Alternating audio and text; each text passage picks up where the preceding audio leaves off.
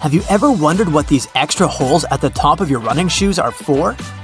They're designed so that you can tie the shoes in multiple different ways. That's useful when you want to compensate for things such as a bad stride or even a damaged toe. Plus, you can change the look of your shoes the way you prefer. Many people use a dust jacket of their book as a bookmarker. No problem with that, it will save your book from bent page corners. But the primary purpose of a dust cover is to keep the book safe from distortions. For instance, if you spill juice or drop some of the food on your book while reading it. The Tic Tac dispenser has this little groove on its top, so you can dispense only one Tic Tac at a time. Even though, let's be honest here, nobody does that. Most of us just spill a whole bunch at once, and then we wiggle all those extra Tic Tacs back in. Those rubber bumps you see between the tire treads are there for your safety. The raised edges tell you what the minimum height of your tread is. If the bump and the edges are even, it's time for you to visit the tire shop as soon as possible. But if the bumps are well beneath the level of the edges, you're good to go. What about that black grating on the microwave window? It's something called a Faraday shield. And it's there to prevent microwaves from getting away and turning the entire room into a Faraday cage. If the microwaves escape, your meal won't cook properly either. So yep, the cage is not there to make it difficult for you to see your meal while it's cooking. It's keeping the electromagnetic energy inside. How about a wrench-compatible screwdriver? Cover your screwdriver with the end of your wrench and you can increase its torque. That's why the head of your screwdriver is designed the way it is. When you have odd angles, you can use this strategy. You've probably heard those myths, the blue side of the eraser can erase the pen? False. Its purpose is to erase a pencil, but in case you're writing something on heavier paper. The blue side can remove smudges you see after using the pink eraser too. Have you ever wondered why oranges in supermarkets mostly come in the red mesh bag?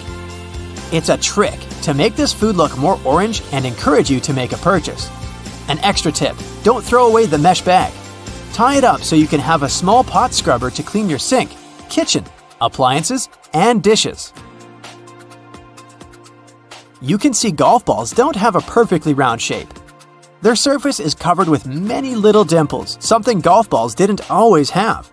At one point, experienced golfers started noticing how, through time, older balls with imperfections, such as nicks and bumps, could travel further. Such things create turbulence in the air around the golf ball, which eventually reduces drag. So, manufacturers started producing balls with dimples so they could go farther and faster. You might have noticed that sometimes there are ridges in toothpick tops. It's more hygienic because when you break that off, you can prop the toothpick up on it, and it won't touch anything. Another safety feature you'll find, this time in your car, is a tab on your rearview mirror. With it, you can change the position of the mirror, so you don't get blinded if there's a car behind you with its high beams on. So this little tab helps you control the glare of lights coming from behind.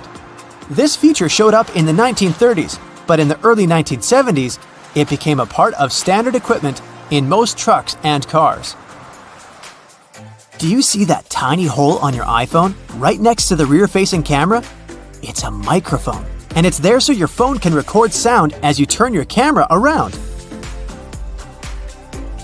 Some cables have a thick cylinder towards the end of the cord. It's called a ferrite core or a choke. It's a magnetic iron oxide that stops high-frequency electromagnetic interference. For example, you know that annoying static noise you get if you bring your phone too close to a speaker? This interrupts your call, which is why cable cords with big cylinders are pretty useful because they prevent these things. Do you know why nearly all luggage bags and backpacks have two zippers? It's way more convenient and easier to open in that way. But not just that, you can also lock these two zippers together to keep the stuff inside your bags safer. You know how toilets at public spots like malls have those big gaps at the bottom? It's primarily for better circulation of air. This type of door also makes it easier to clean the toilet or check if it's occupied if you're standing in line. Other than that, if you get stuck there and the lock gets broken, you still have a way to escape. You can just crawl out. Ever notice those plastic end caps on utility knives? And they also have scales on them, which indicates you may use them multiple times but with sharp edges. You can separate the blades through these plastic end caps. Then, you can move the slider and bring the sharp blade to the front. If you've ever taken a moment to examine a regular grocery cart, especially their fold-out section, you probably noticed those metal loops jutting out. They're designed to protect the items you carry in your cart. You can use them to hang bags with soft items.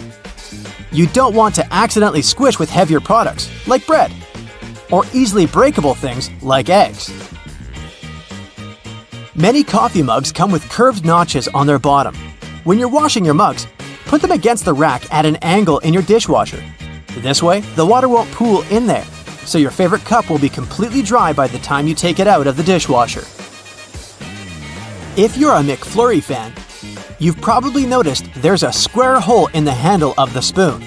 It's there so you can attach it to the special machine that mixes the ice cream and your favorite toppings together. The machine has a bar that slips into this square-shaped spoon and then thoroughly stirs it. And you get the spoon so they can minimize the mess during the process. Quite neat, wouldn't you say? A regular milk jug has a dent on one side. Some might see it as a random design decision, but a dent has several purposes. One of them is to get bigger if there's a gas buildup. This happens when your milk is spoiled. So you don't even have to try to check this out. Also, the dent is there so the jug doesn't burst if you accidentally drop it. The dent allows the expansion space that deals with the sudden pressure that happens when you drop the jug. Dental floss. Sure, it's important for your dental health, and it's easy to assume what you do with it. But dental floss is great in the kitchen as well, because it's a very precise cake slicer, way better than a regular knife. Most kitchen shears have a serrated opening right there at the center where the blades and handles meet. It's something you can use to trim difficult herbs such as rosemary, thyme, or chives. Because of this opening, you don't need to pick the leaves off by hand, but de-stem them in one motion. The majority of gelatin containers or single-serving yogurts come with a tinfoil lid, and in most cases, you can use this covering as a disposable spoon. Just peel away the covering, and after a couple of simple folds, you'll have a perfect little spoon for your midday snack. You've probably heard that when a burglar decides which house to target, they start by casing it. This means that they watch the owners, find out information about their routine, and determine the best time for entering their home.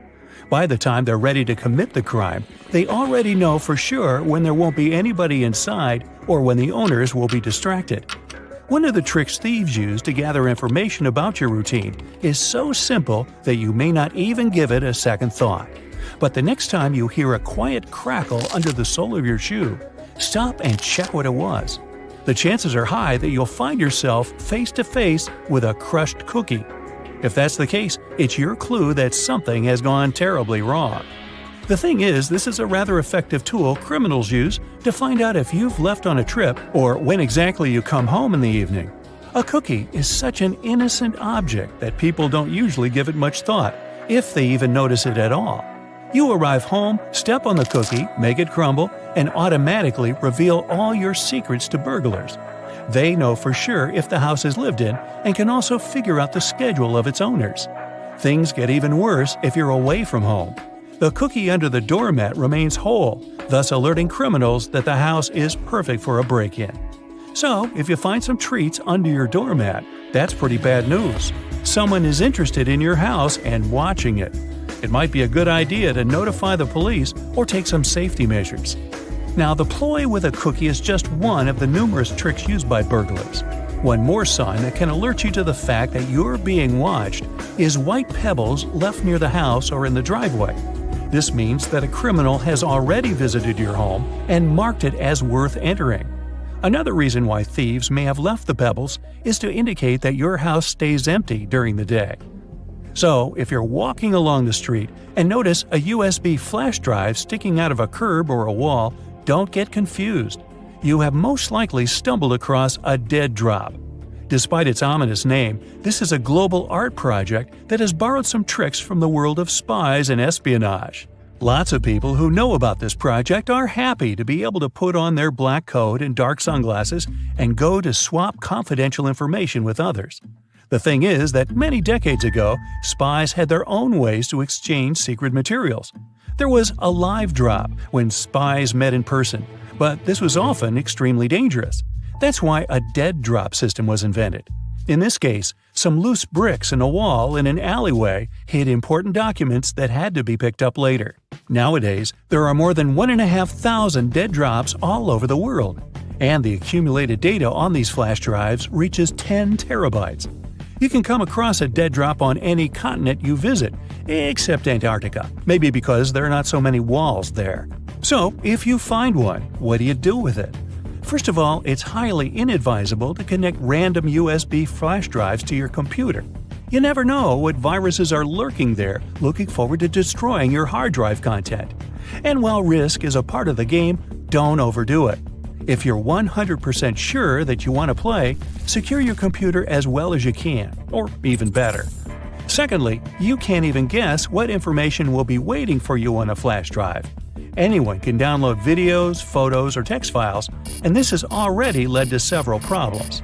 Speaking of which, have you got a parcel with a USB stick in it? Whatever you decide to do with it, don't plug the flash drive in. Such cases have been more and more frequent in Australia. The police warn people that hackers have invented a new tactic. They drop unmarked memory sticks to letterboxes. It'll probably come as no surprise that these devices contain malware able to mess up your computer. They evidently rely on human curiosity and, in all honesty, it pays off. People can't fight an inexplicable desire to check the contents of a mysterious gift. As a result, almost half of USB sticks received by post get plugged in. After that, people start having serious problems with their laptops and computers. For example, fraudulent media begins to stream service offers, or computer viruses harm files and programs on a PC. So, no touching the free flash drive, okay? Now, you leave a shopping mall, your office, an airport, and go to the parking lot to find your car. You unlock it and put the key in the ignition. When you're about to start your vehicle and drive away, you see something strange on your windshield. Is that a $100 bill wrapped around your wiper? Oh, you could certainly find a way to spend this unexpected gift. But do you really think someone accidentally put money on your windshield and forgot all about it?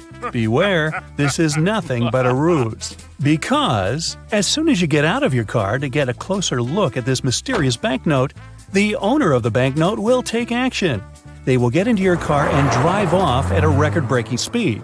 Let's admit that no one would turn off their ignition and take their belongings with them if they got out of their car to check the windshield for a C note.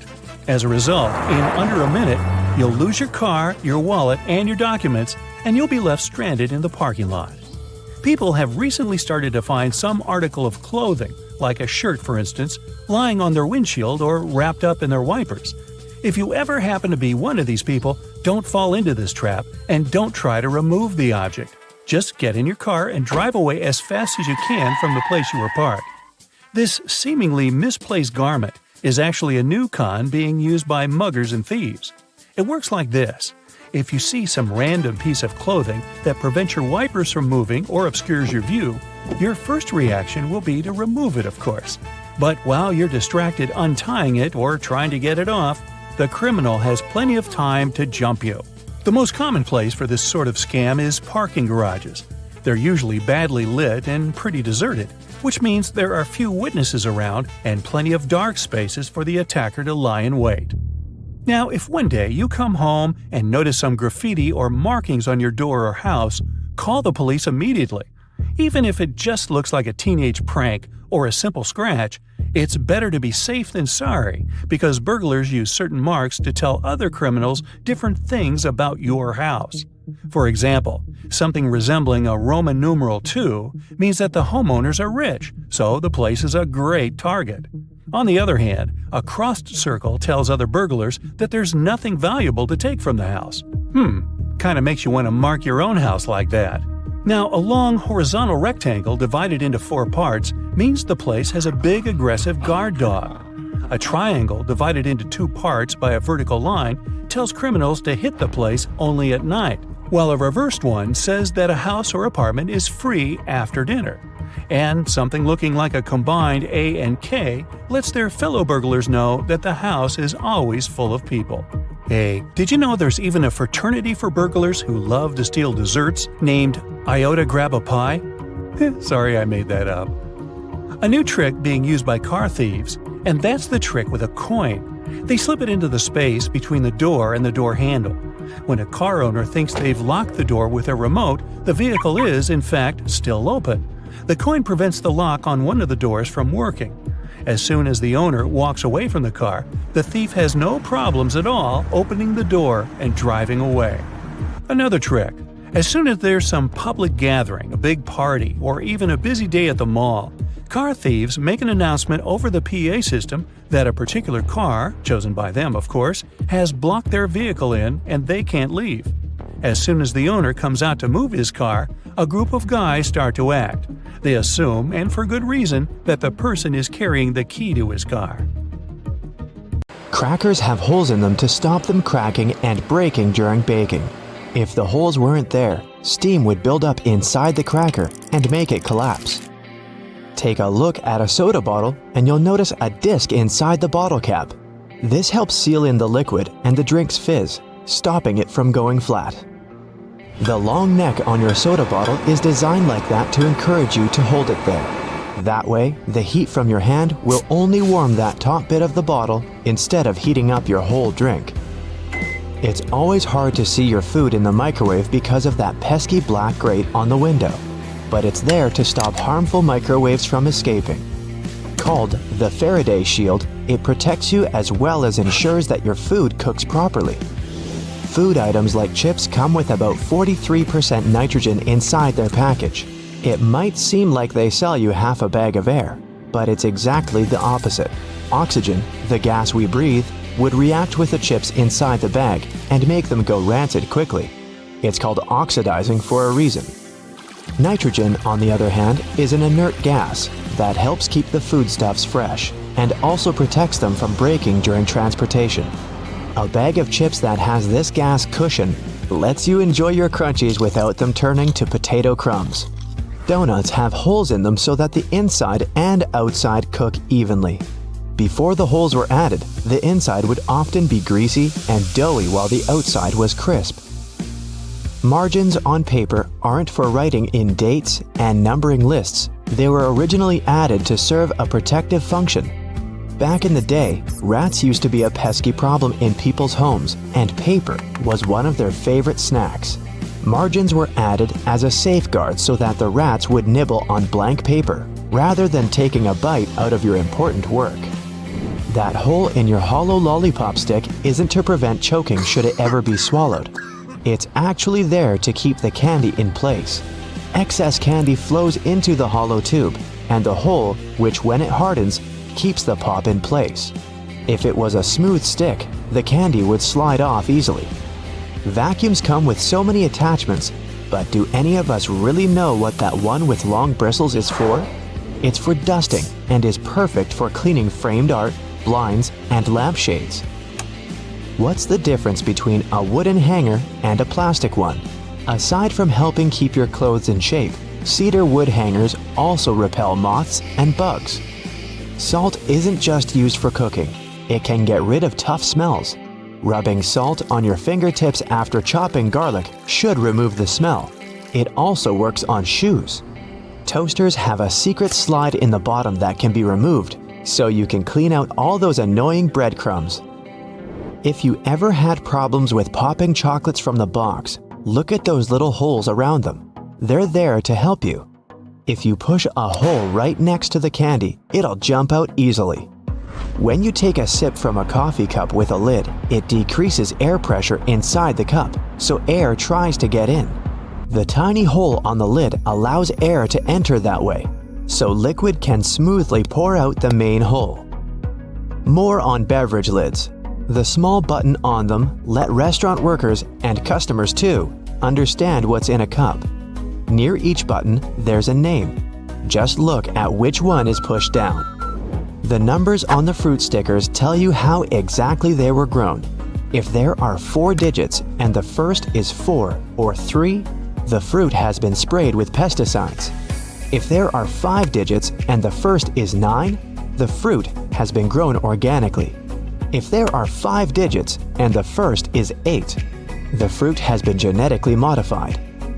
When you're on your way back to the car after bagging up everything you bought, use loops on a shopping cart to hang the bags. Now, softer items like bread, eggs, fruit, and veggies won't get squashed by the heavier goods. If you don't have anyone to hold the other end of your tape measure when you try to measure something, tap a nail on it. Now, simply hook your tape on it using the tiny hole all tape measures have. The square-shaped spoon that goes with a McFlurry helps to mix the ice cream toppings through the dessert. The spoon hooks directly to a machine and spins around. Padlocks that are used outside quickly get out of order because of rain. See this little hole in the bottom? It's made for pouring engine oil inside. Do this and the key will again turn in the lock without any difficulty. You keep banging the bottom of a glass ketchup jar, but nothing's coming out. Here's a little tip. Turn your ketchup bottle at an angle and tap on the middle of the neck. In many fast food restaurants, customers fill tiny folded paper cups to get a portion of ketchup or mustard. Here's the news. The cups are supposed to unfold and turn into small paper platters to hold a great deal more sauce. That little hole on the handle of a pot or a frying pan isn't just for hanging them on the wall. During cooking, put the end of your utensil in the hole, and it'll be propped over the pot to save your kitchen from extra mess. The blue or any other dark color bristles on your toothbrush are meant to remind you when it's time to get a new one. If you see that bristles have become pale, change the toothbrush or its head. An extra hole at the upper part of the sink has multiple hidden functions. First, in case someone forgets to close the tap, the water won't overflow and the bathroom won't get flooded. Second, thanks to that hole, the water drains faster as it gives an escape for the air, helping the water flow down. Most metallic zippers have a hidden lock inside them to save you from awkward situations, such as an undone fly. Don't leave the zipper handle in an upward position. When you pull it downwards, it automatically locks. It's all thanks to those tiny grooves hidden underneath the handle. Spoiled milk emits gases, like most foods when they go off. A classic plastic milk jug has a concave shape on one side, so when the gases expand inside the jug, it expands too, and the concave shape curves out. Also, if you want to save some milk for later and freeze it, the jug will expand when the milk gets solid as well, occupying more space in a jug. Bath foam isn't only for fun or a nice smell. It also helps regulate the temperature. The bubbles keep the water hot, so you can enjoy a bath a bit longer. Anyway, it works for acrylic bathtubs only. Those made of metal lose heat really fast either way. Many cups and mugs have little grooves on the bottom on purpose. They're designed for washing machines. The grooves let the water flow and not spill over your feet when you take the cup out. Also, those grooves let the air flow so the cup doesn't crack even if the tea is scalding. A point on an ointment cap is there for a reason too. Most tubes are usually sealed with foil, and it's better to avoid opening it with fingers unless you're ready to say goodbye to your nails. A point easily opens even the most safely sealed tube. Escalator brushes aren't for keeping your shoes clean and polished. It might be tough to apply wax right on that brush while the escalator's on the move. It's for your safety. Brushes won't let you come close to the edge, so a long coat or bootcut jeans won't end up in between the steps. All Tic Tac containers are designed to dispense one Tic Tac every time you open it. The lid has the same shape as the candy. Turn the container upside down, gently shake it, and slowly open it. You'll notice only one candy stuck between those lid grooves. So if you just open the container and shake it until 5 or even more candies fall into your mouth, it means you've been eating Tic Tacs wrong all this time. The pom-pom on top of your beanie wasn't put there as a fashion accessory. The pom-pom was originally added to the hat to prevent sailors from banging their heads on the ceilings of the ships that were too low. Airports are some of the most visited and, at the same time, mysterious places out there. So, let's see what's going on behind the scenes and what secrets airports hide.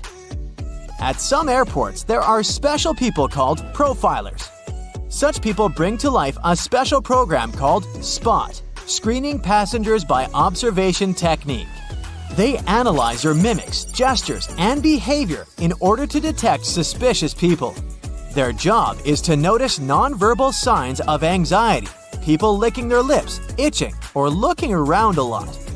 If a profiler notices a person acting in an unusual way, they can invite them for an inspection. There, they talk to this person, trying to find out more about them and confirm, or not, their suspicions. Airport agents might also be watching you all the way from the security check to your gate. Some airports have facial recognition scanners that can easily track you. They're equipped with special software that compares passengers' faces with their IDs. Keep in mind that if you don't charge your laptop before the flight, it may be confiscated. It's not uncommon for an airport security officer to ask you to power your device up. If you fail to do it, your gadget can be taken away for an additional check. For safety reasons, it's crucial to make sure that it hasn't been tampered with or modified in a way that can cause harm during the flight. Packing an electric brush in your check-in luggage may land you in trouble. Brushes produced by some brands have lithium batteries inside, and those can potentially lead to serious problems in the air. That's why leaving your electric brush in your checked suitcase isn't an option. But you're allowed to store them in your carry-on bag. At the same time, if your device runs on AA batteries, you can put it wherever you want. Anyone who's ever traveled by plane knows about the no liquids rule, but not everybody knows that this rule also applies to peanut butter, toothpaste, creams, lotions, liquid makeup, lava lamps, snow globes, some kinds of medications, deodorant, and even gel shoe inserts. Now, let's go outside for a while and look at those landing spots. Airports charge airline companies huge fees for landing on their runways on certain days and at particular times. But the most interesting thing is that the landing spots can be bought and sold. For example, in 2016, Oman Air paid Air France around $75 million for one early morning arrival slot at London Heathrow Airport. You must have noticed that airfare has increased over the past decade. That's because of the extremely high prices of landing slots. Dispatchers don't only control the planes in the sky, as you can often see in the movies, but they also look after their movements on the ground. They also control the lighting on the runways. There's 3 types of air traffic controllers: en route, terminal, and tower. Each of these dispatchers has their own area of responsibility. One dispatcher has about 5 monitors, and the information on them is constantly changing since the monitors show weather conditions and information about other planes. You know how it sometimes goes. You come to a security checkpoint, and all of a sudden, it turns out you have something prohibited in your carry-on. But worry not, you still have a chance to save your favorite penknife. At some airports, there are on-site postal services, and you might have an opportunity to mail your belongings to any address you provide. But the mailing fees are pretty high, plus certain items are prohibited, and the postal service won't deliver them. Airports can be selling your lost luggage right now. Of course, I don't say that there's no chance for you to get back your suitcases that's traveled to a different destination, but just as likely, you might not see it again. In this case, an airport has the right to sell your misplaced belongings at an auction. Most airports have an annual lost luggage sale. After paying an entry fee, you can bid on electronics, clothes, bags, and other stuff. While flying, you might have a celebrity on board, but you won't know it. Large airports have separate check-in and security procedures for celebrities. they often board the plane directly through a hidden door located beside the jet bridge. Some airlines also use cool cars to transfer VIP passengers from the terminal building to the plane. At the same time, most people come to the airport well ahead of time.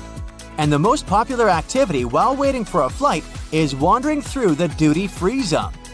And even though people rarely plan to buy anything there, different products end up in their shopping baskets.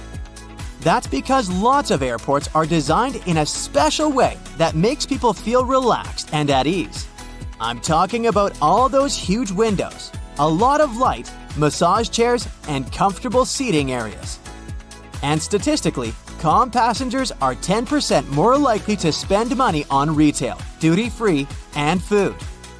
Designers put a lot of thought into airport layouts. It helps to ensure the smooth flow of travelers.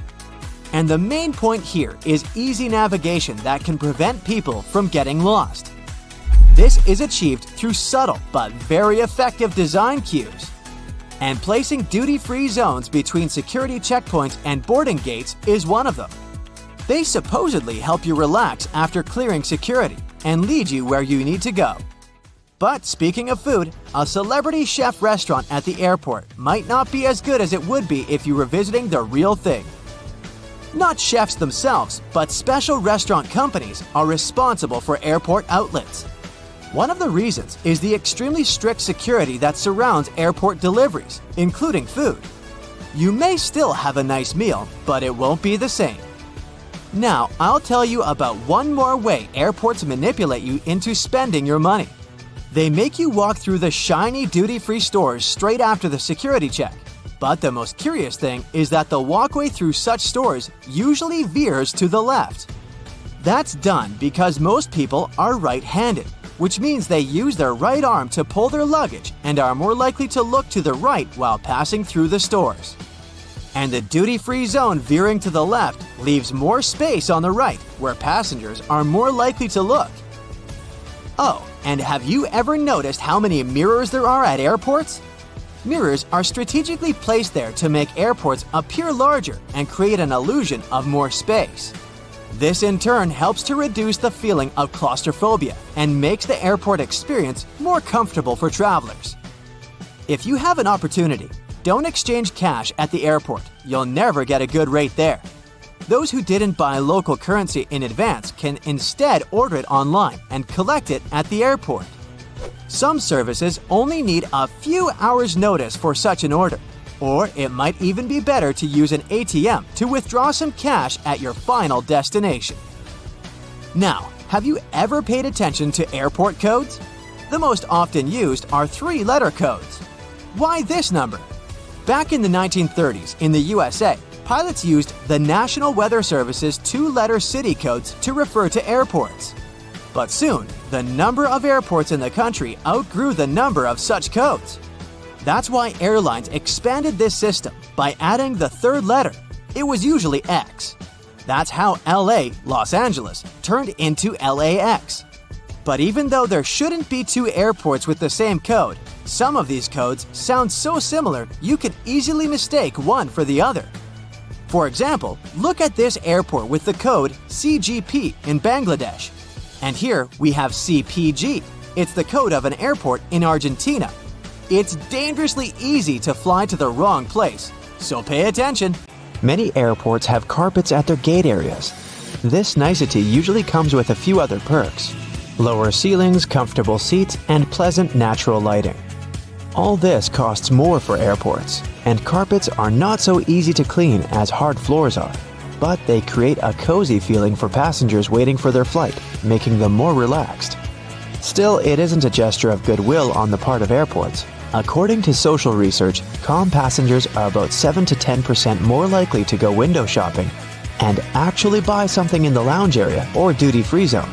So, by investing in the passenger's comfort, airports actually increase their own income. If you ever wanted to know what happened to your baggage while you're on board a plane, the short answer is that airport staff don't actually know once it leaves their territory, and they probably really don't care. Sorry. Baggage is sorted automatically, Scanners scan the barcode and sort the baggage according to its destination.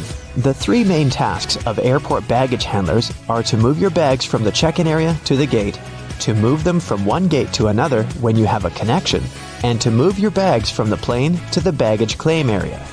And that's it. So if your luggage doesn't move fast enough, it can be late for your connecting flight, or the exact opposite. Your bag gets to your destination before you do because you're stuck at passport control. Another problem can arise if you forget to tear off any old stickers showing a different destination. In this case, the scanner might send your luggage to the wrong country. Most airports are equipped with giant kitchens where the food for passengers is prepared. These kitchens usually cook food for different airlines at once. And since that oh-so-delightful airplane food must be cooked for about 6 to 10 hours in advance, these kitchens have to work 24/7. And however surprising it might sound, the menu for your flight is developed up to a year in advance. This is a common practice for most airlines because every single ingredient matters and adds to expenses. In fact, one airline managed to save $40,000 after they removed just one olive from every salad they served on their flights. Airport staff sometimes ask passengers to rub their hands on a piece of cloth before putting it into a special machine. It might seem kind of scary, but it's actually harmless. You're simply being checked by a machine called an atomizer. Before their working day starts, employees put samples of dangerous chemicals into the machine. The machine memorizes these smells, and in case a person's hand smells like those chemicals, it alerts airport staff to this danger. You know how it sometimes goes. You come to the security checkpoint, and suddenly, it turns out you have something prohibited to take on board in your carry-on. But don't worry, all the things seized during the pre-flight inspection can be stored at the airport for as long as 3 months. On top of that, you have an opportunity to mail them any address inside the country. Things taken away by security and weren't claimed can also get sold at special auctions and are delivered worldwide. If you have a long layover between flights, going to the nearest hotel to rest might not be the cheapest option. There's a much better trick. Check if the airport or airline sells 24-hour access to the VIP lounge zone. In most cases, you can have free snacks and drinks there and use free shower cabins and rooms for rest at a very affordable price. In multi-terminal airports, search for underground passageways connecting terminals that most people might not know about. For example, at Frankfurt Airport in Germany, there's a walking tunnel between Terminal 1 and Terminal 2 that's mostly used by employees since passengers are simply unaware of its existence. There's an actual term for the first 60 minutes after you clear check-in. The golden hour. It's the time that passengers statistically spend more money in retail and duty-free areas of the airport. And having the most comfortable seats in those areas right in front of the shops is a clever trick to lure you in for shopping. Let's admit, sitting in front of a comfy chair while looking at a flashy sign or shopping window can be tempting, and that's exactly what the airports want you to feel. If your flight is overbooked and you can't fly at the designated time, don't hurry to accept the first voucher you're offered as an apology. Normally, airlines keep raising the stakes until they have enough volunteers to give up their flight seats. And if they don't, and you've been bumped in voluntarily, you can insist on a cash refund instead. Depending on your ticket price and the time of your delay, you might be entitled to as much as $1,300. Most airports have specific experts called profilers. These people practice what's called SPOT, or the Screening Passengers by Observation technique. They carefully analyze facial expressions, gestures, and behavior in order to detect suspicious people. Their job is to notice the nonverbal signs of anxiety, such as people licking their lips, itching, or looking around a lot. If a profiler notices a person acting in a weird or off way, they can invite them for an inspection, where they can talk to a person to find out more about them. Profilers work in both the main halls and in passport control. The typical question they ask is, "What's the purpose of your visit?" Then they check the person's reaction to this inquiry. No matter how reserved a passenger is, if they have something to hide, TSA officers will find out, thanks to the tiniest cues in people's behavior. Before your luggage even gets on the plane, it goes through 5 security levels, and one of them, besides scanning the contents, includes being checked by a special dog that can sniff out dangerous chemicals. It's a well-known fact that a dog's nose is much stronger than that of any human. In fact, dogs distinguish smells from 10,000 to 100,000 times better than people do. No wonder airports take advantage of this super sense for security and regularly use these sniffer dogs to detect suspicious substances. What's really cool is that you can't even distinguish a detection dog from its civilian siblings. Unlike police dogs, the ones working at airports aren't trained to frighten or intimidate people. The most popular sniffer breeds are Golden Retrievers, Labs, and German short-haired pointers. Charging your phone at a specifically designated spot can look convenient, but it's not really safe. If the charging station only allows you to plug in your cord, you might get malware installed on your phone with you none the wiser. The only safe way to charge your phone or tablet is to find an electric socket and use it with your own charger. Same goes for free airport Wi-Fi, apart from the airports requiring you to authenticate yourself more often than not. Someone can easily access your data while you're using an unprotected Wi-Fi hotspot. It's safer to use your mobile data, but if you absolutely have to use the airport's Wi-Fi, best clear or encrypt all your important data on your device. It might be exasperating to take your laptop out of your carry-on at the security check every single time. But the airport staff need to have a clear look at your device to make sure nothing is concealed inside. On the screen of an X-ray scanner, a laptop looks like a semi-transparent object with a clearly visible hard drive, CD drive, and whatnot. But security officers can't see what's behind some of those parts. For example, a dense and rather large battery. People tend to choose the closest security line to them. If that line turns out to be super crowded, just look around after ID and ticket check. You may see another checkpoint with much fewer people.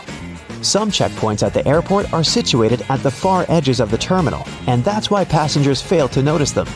Applying for a TSA pre-check can be a great time saver for traveling in and out of the US. Being a member of this program has some great perks. First, getting through security and passport control happens faster. If you're a pre-check traveler, you won't have to take off your shoes or remove your belt, and forget about placing your stuff like liquids and laptops in special bins. If you aren't flying to or from the US, then you can look up similar services available in your country. If you're flying economy class but don't like it, who does? Check in online and check out the seating options about 4 days before your flight. It's about that time that airlines typically start upgrading seats, and you might get an upgrade to business class for a small fee or even sometimes for free. You can also ask for an upgrade when you're already at the airport. Most people forget about this opportunity or simply don't care, so you might just get lucky. Road and construction workers are usually dressed in orange because the bright orange hue is visible even in bad weather. It's the most effective color to attract attention and alert people. No wonder lots of safety jackets and traffic cones are orange as well. The stop sign has an 8-sided shape to help drivers recognize it easily, even if they see it from the back. And when the signs weren't reflective yet, the octagon shape prevented drivers from confusing the stop sign with any other at night. The rumble strips on the side of the road are placed there to alert drivers who doze off behind the wheel. When their tires move over these strips, the noise and vibration work like an alarm clock. There are magnetic locks on fuel hoses at gas stations. They come in handy if someone drives away with the gas nozzle still attached to their car. In this case, the lock detaches the hose automatically. Oh, that's embarrassing. Gasoline looks like a rainbow in a puddle because it can't mix with water. It forms a thin membrane over it. When light reflects from it and the water at the same time, you've got a rainbow. A triple handle on a jerry can is there to make it easier for 2 people to carry it and distribute fuel evenly. Gas cans often have a second hole that actually needs to be uncapped too before you pour the gas. The air passage will prevent it from pouring out, so no more fuel waste. Most gas cans have 2 holes with caps, a bigger and a smaller one. You're supposed to uncap the smaller hole before pouring gas inside the bigger one. It'll prevent the liquid from glugging and spilling all over your clothes and the ground. Another little thingy we often neglect is a point on an ointment cap. Most tubes are usually sealed with a plastic film or foil, and opening it with your fingernails isn't the best idea. A point easily opens even the most safely sealed tube. You can use most screwdrivers together with a wrench to create more torque. Just place the wrench over the handle of the screwdriver. This way, you'll need to apply a lot less force than before. You'll also be able to get to hard-to-reach areas more easily. They install cameras in shops, banks, and hospitals to monitor everything. If something happens, you can call the police or rescuers. The camera really helps to solve a lot of problems. Why are there no cameras on planes? The crew keep order on the plane, but they won't be able to do anything if something serious happens. Besides, there's nowhere to run on the plane. During the flight, the cameras are useless, and after the flight, the words of the passengers work ideally instead of cameras. So, if cameras do no good, then why spend money on them? Water is great at cleaning stuff because it has triangular molecules. They're made of 1 oxygen and 2 hydrogen atoms. H2O? Such molecules have slightly different charges on their opposite sides, pretty much like magnets. That's why water easily sticks to other molecules, including those that make up dirt. Lots of private houses have triangular-shaped roofs because this allows rain, snow, and fallen leaves to slide off the slope. If all this stuff piled up on top of your house, one day your roof would collapse. When a storm is coming, clouds seem to turn dark, but it's just an illusion. Thin clouds on a sunny day let the light through easily. They also scatter all the colors of the light spectrum. This makes us perceive the clouds as white, but the thicker the clouds are and the more water droplets they contain, the less light they let through and the darker they look. A good doorknob is the one made of brass, bronze, or some copper alloys. These metals have an anti-germ effect. Bacteria spread way slower on them. They also get rid of germs pretty fast, within a couple of hours. Nope, it doesn't mean you don't have to wash your hands. Diamonds have such symmetrical shape to show you their brilliance. Initially, the gems aren't so beautiful. They go through several stages of cutting, and then become pieces of elegance. Most of these stones have a round shape with slightly pointed corners. Diamonds shine the brightest in this shape. Why are there 2 holes in the socket? The left hole is neutral, the right hole is not. And the gap underneath is ground. Electricity needs to flow through the chain. The current flows from the hot slot, passes through your phone charger, for example, and then goes through the neutral hole. Ever wondered what that small pocket on your jeans is for? People used to wear watches on chains. That small pocket was meant for it. Now, almost no one wears such a watch, but the pocket remains.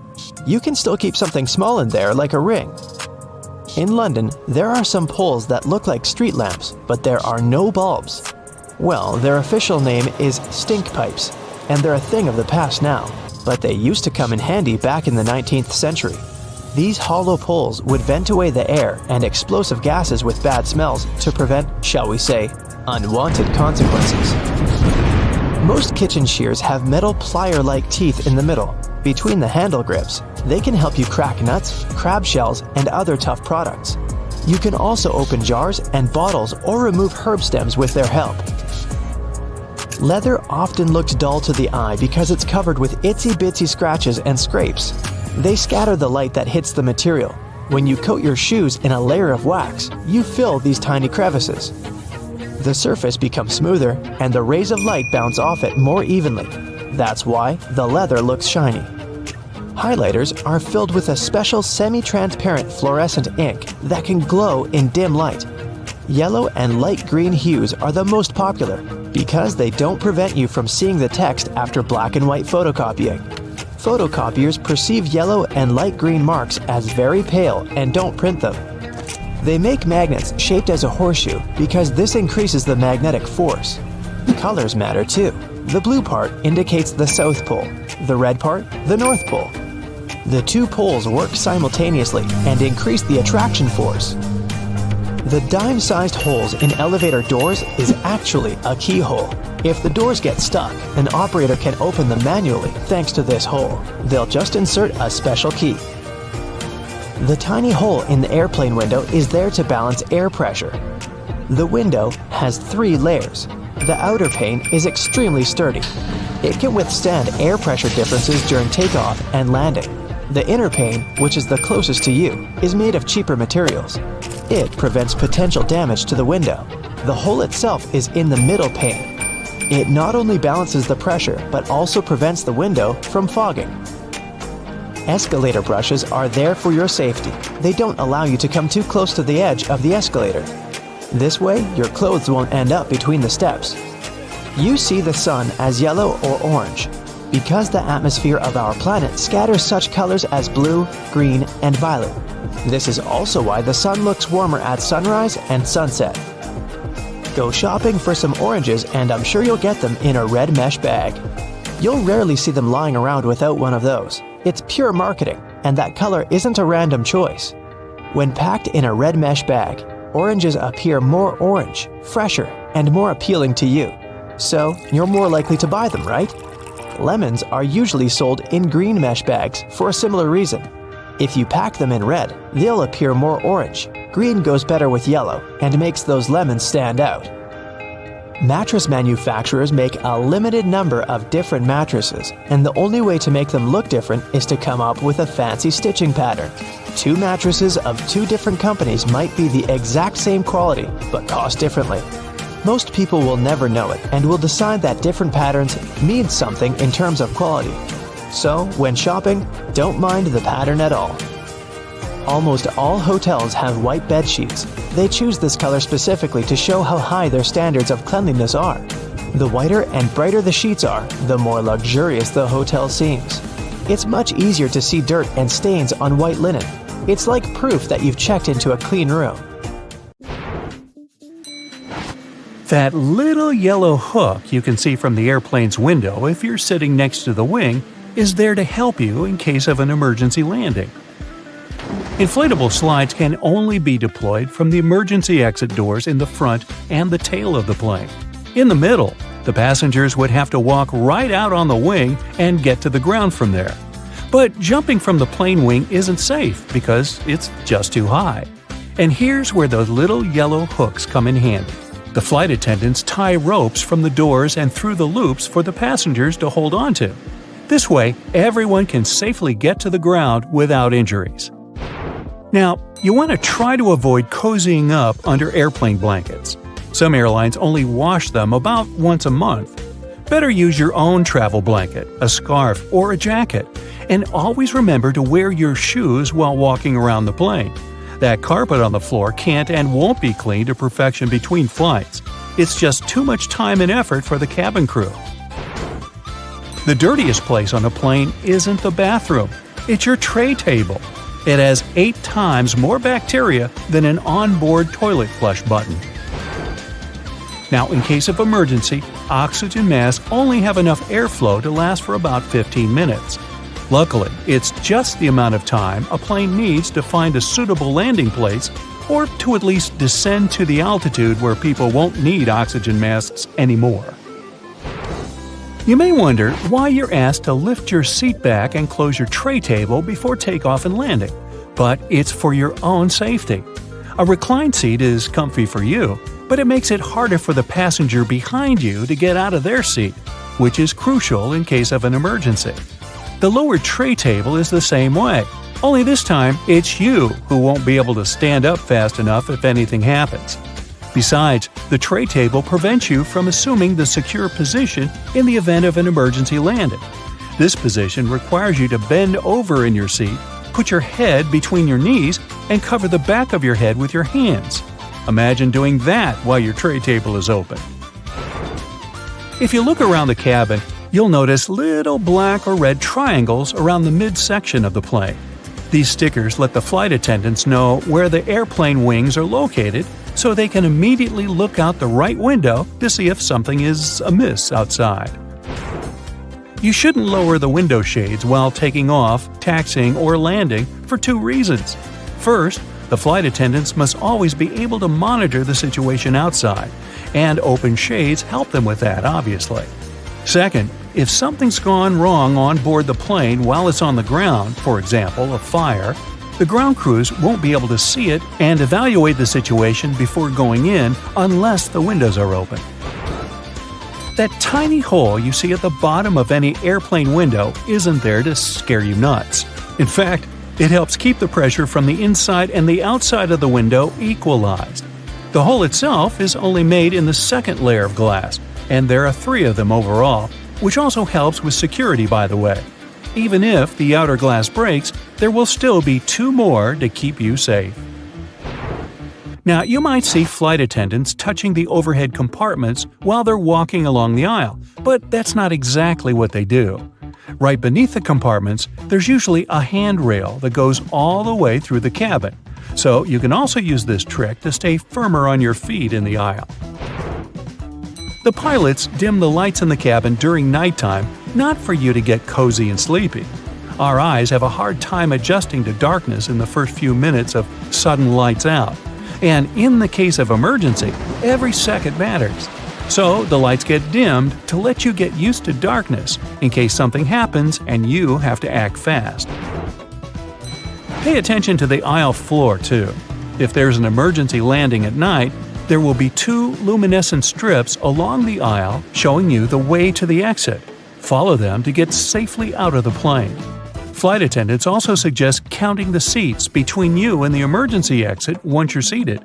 This will help you navigate in case there's no other guidance available.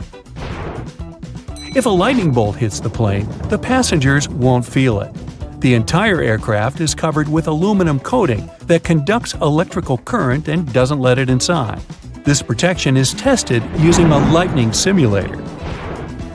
Airplane windows are round because the air pressure is evenly distributed this way. If the plane's windows were square, strong air currents would accumulate in the corners of the windows, depressurizing the cabin, and that's bad. Don't think you become untouchable if you go to the airplane toilet. The bathroom door can be opened from the outside. There's usually a small latch at the top of the door that allows cabin crew to get you out of there. It's useful for both getting to people doing something suspicious in the bathroom and helping those who don't feel well and, for example, collapsed while in the toilet. Yeah, let's avoid doing that. The plane's wings flash red and green lights at night to show the direction the plane is heading in. A green light is always on the right wing, and a red one is on the left. Aircraft tires are designed to withstand 4 to 5 times more pressure than they actually experience upon landing. The wheel is more likely to break than the tire. Pilots always have different meals. This is necessary to reduce the risk of food poisoning. The flight can still go well if one of the pilots has gone down because of a stale burrito, but not if it's both of them. And try not to both of you eat the fish. Some airlines don't allow pilots to have beards. Facial hair can prevent securely fitting the oxygen mask, and pilots must always remain conscious. The seats are blue in most aircraft because this color soothes people. It's also easy to keep clean. The rumbling noise you hear after boarding the plane is luggage being loaded on the plane. The compartment is right beneath the cabin, so it can sound quite loud sometimes. On most flights longer than 7 or 8 hours, pilots have access to a specially designed rest seat in or near the cockpit. Flight attendants typically have a section of the cabin reserved for them, and it's sometimes separated from the passenger areas. Some larger aircraft even feature private crew quarters above or below the main cabin. The wings of most passenger aircraft are located at the bottom of the plane. It's called a low wing. Firstly, if you install the engine under low wings, it'll be closer to the ground and easier to repair. Secondly, the wings will take on part of the shock in case of a hard landing. And if the plane falls into the water, then the wings become a life-saving pillow. By the way, a plane can stay afloat for 10 minutes to 60 hours. It all depends on the model of the plane, weather conditions, and pilot skills. Now, most airplanes are white because this color best reflects the sun rays and the aircraft body doesn't heat up as much. Also, the damage is best seen on white, and white paint is simply cheaper. Shoulder straps seem more secure than just a waist belt, but not in the case of planes. When the plane gets into turbulence, it's tossed a bit in the air. The waist belt will simply hold you in place in case of a more severe shake. Shoulder straps would require more space between the seats, and this is not justified on a plane. In a car, the impact is usually much stronger, so you need that shoulder strap not to whoosh through the windshield. Flight attendant seats do have passenger straps, but that's because they are much less comfortable than passenger ones. They're narrower and positioned facing the passengers. Flight attendants need extra protection simply not to fall off their seats if the plane shakes hard enough. Also, they have to help and direct people during potential evacuation, and for that, they need to be in top shape. Now maybe you've noticed that you always enter the plane from its left side. Firstly, the captain usually sits on that side. This way, it's easier for the captain to align the plane with the terminal jet bridge. Also, the aircraft is fueled and loaded with the baggage on the right side. If passengers come from the left, the crew can do their job undisturbed. If you look at it on the street, you'll think a fire hydrant is about 3 feet in height. But the actual size of the device used to provide water supply to firefighters all over the world is twice as large. That is, if you count the rest of the hydrant, which is hiding underground. They're mostly red, and it's not just a matter of urban design. First of all, they need to be of bright, easily noticeable colors so firefighters can spot them fast when they need to. The choice of color depends on how much water the hydrant can hold. It can sometimes vary depending on the location, but here's the breakdown. A red fire hydrant can splash 500 gallons of water per minute, while an orange one at least 1,000 gallons. Green ones mostly process 1,500 gallons of water per minute, and the most plentiful ones colored blue can generally contain over 1,500 gallons. Hey bowling fans, isn't it super annoying when your bowling ball gets cracked? Turns out that most of them get damaged because of incorrect storage or spikes in temperature. Now come on and face it, since it's already cracked a bit, aren't you curious what's actually inside the bowling ball? 'Cause I sure am. Let's have a look. They mostly make the inner core of the ball of powdered metal oxides, like calcium or iron oxide. They mix them with some resin and catalyst to harden the whole mixture. So that light bulb shape you now see inside of the ball is actually its heaviest part. It also influences how your bowling ball rotates when going down the lane. The same goes with spray paint cans. When you shake it, it makes a weird noise. But what is that thing in there? It's called a pea, and it's meant to hold the paint mixture in place and maintain its shape. They generally make it out of plastic, metal, or ceramic. It basically acts as a whisk to make sure your paint is well mixed together before you apply it to your surface of choice. Ever wondered how soda bottles keep that refreshing fizz for that long? Well, they have a little plastic ring fastened to the lid. They place it there to keep the gas from escaping and making the soda go flat, even if you shake it around in your bag the whole day. Speaking of things we use on a hot summer's day, wait, don't put your baseball cap on just yet. Take a look at it for a minute, and you'll notice there's a small button on the very top. Is it functional, or is it just there for the sake of design? Way back when people started using fabrics to cover their heads, some say the button was actually functional. Since it's on top of the cap where the fabric panels come together, the top button helps keep the cap crown in one single piece. Now, with recent advances in fabric and pattern design, the button is more of an aesthetic feature. It's used to cover up the joint point of the fabric panels. Your cap might not have a button at all, but don't you think a cap actually looks better with one? Cotton pads have two sides, and if you take the time to look at them carefully, they're actually different in texture. Just in case you've ever wondered why, the textured side is for applying makeup, and the even side is for removing it. Bookworms, this one is for you. Dust jackets that come with a lot of hardcover books are not just meant to make your book look pretty, they also double as a bookmark. Just fold the pages you've already read underneath the inside of the jacket, and voila! Next time you reach out for your favorite shirt, take a look at the top buttonhole. It should be stitched horizontally, and all the other ones are vertical. Turns out that the dress shirt was designed this way since the first and the last buttons were the first ones to unbutton throughout the day. They then changed the direction of the buttonhole to ensure the shirt would stay nice and fitted before you're ready to take it off. These days we have so many variations of this awesome dessert that it's hard to imagine we've ever lived without it. You can find different types of cookie dough ice cream or even chocolate chip cookie cake basically everywhere, but the famous cookie wasn't actually invented until 1930. The story goes that a woman named Ruth Graves Wakefield was preparing some chocolate cookies as she was waiting for some guests to arrive. She soon figured out she was out of baker's chocolate, a crucial ingredient for the classic cookies. To fix things up, she chopped up a block of semi-sweet chocolate, thinking it would eventually spread out evenly throughout the batter, given the heat of the oven. Things didn't necessarily go as planned. But hey, it's great they didn't, because this is how she invented this modern dessert we now can't get enough of. And speaking of popular snacks, the potato chip is even younger than the chocolate chip cookie. Well, at least historically. There are many stories trying to explain how it was invented. One of them goes like this. A chef named George Crumb, based in New York, put the chips together in 1953. He decided to try a different cooking solution when one of his customers didn't have nice things to say about his French fries. He said they were too thick and kind of mushy. Then, Crumb came up with potatoes that were thinly sliced and fried until brown. People absolutely loved the dish, and they welcomed the first ever batch of chips with open arms.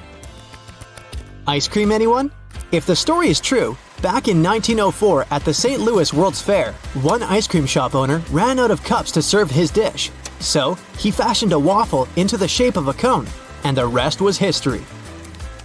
Okay, I'll admit it, chewing gum-like treats have been around since the ancient Greeks.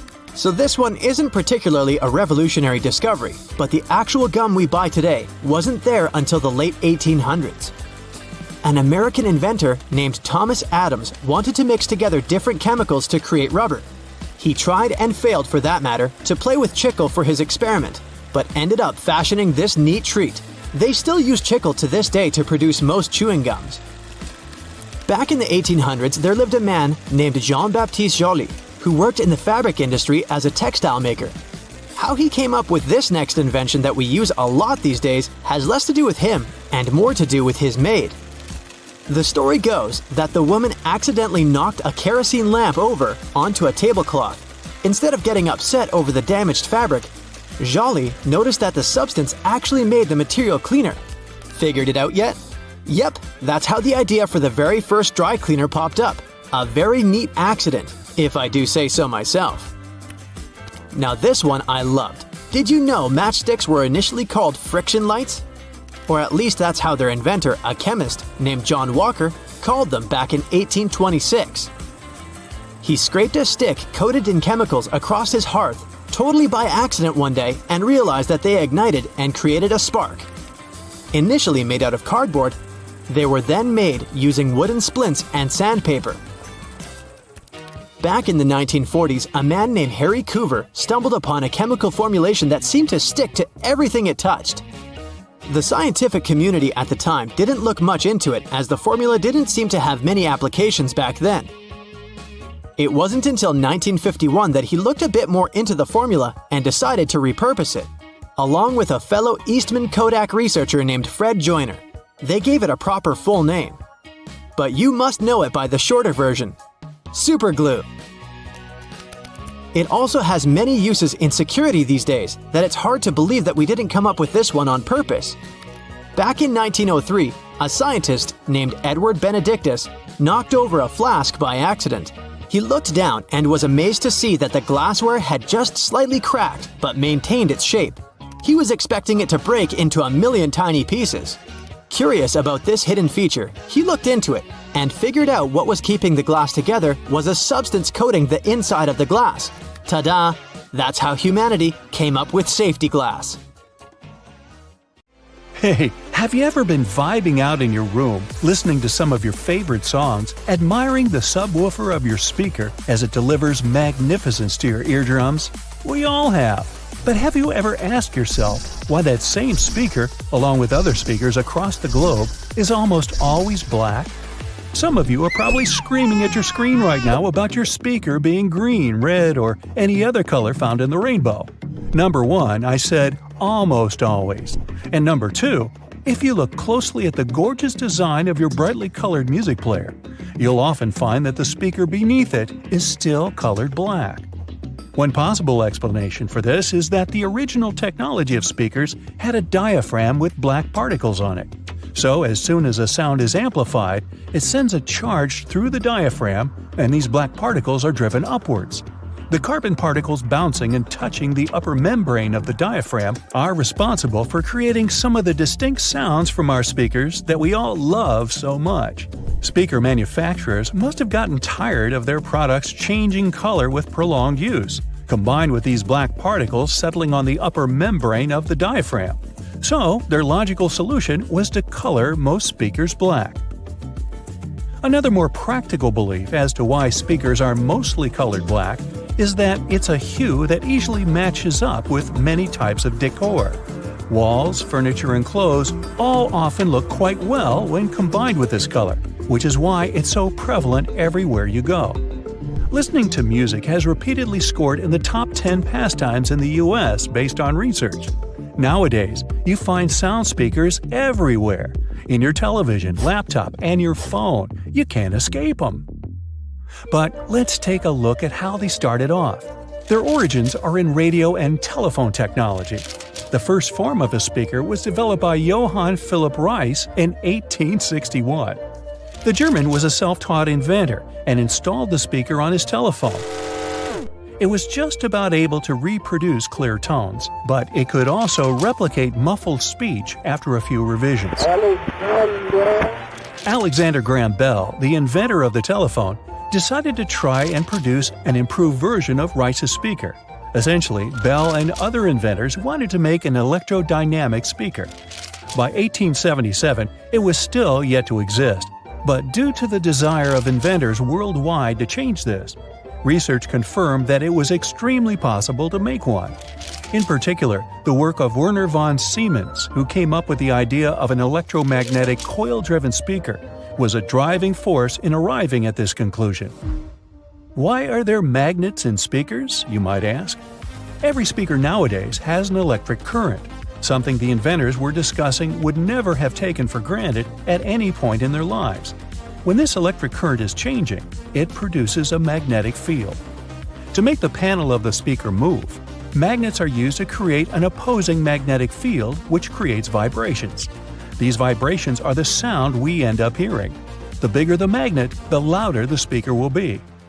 Another inventor by the name of Thomas Edison from the US had filed a British patent for a system using compressed air for an amplifying mechanism.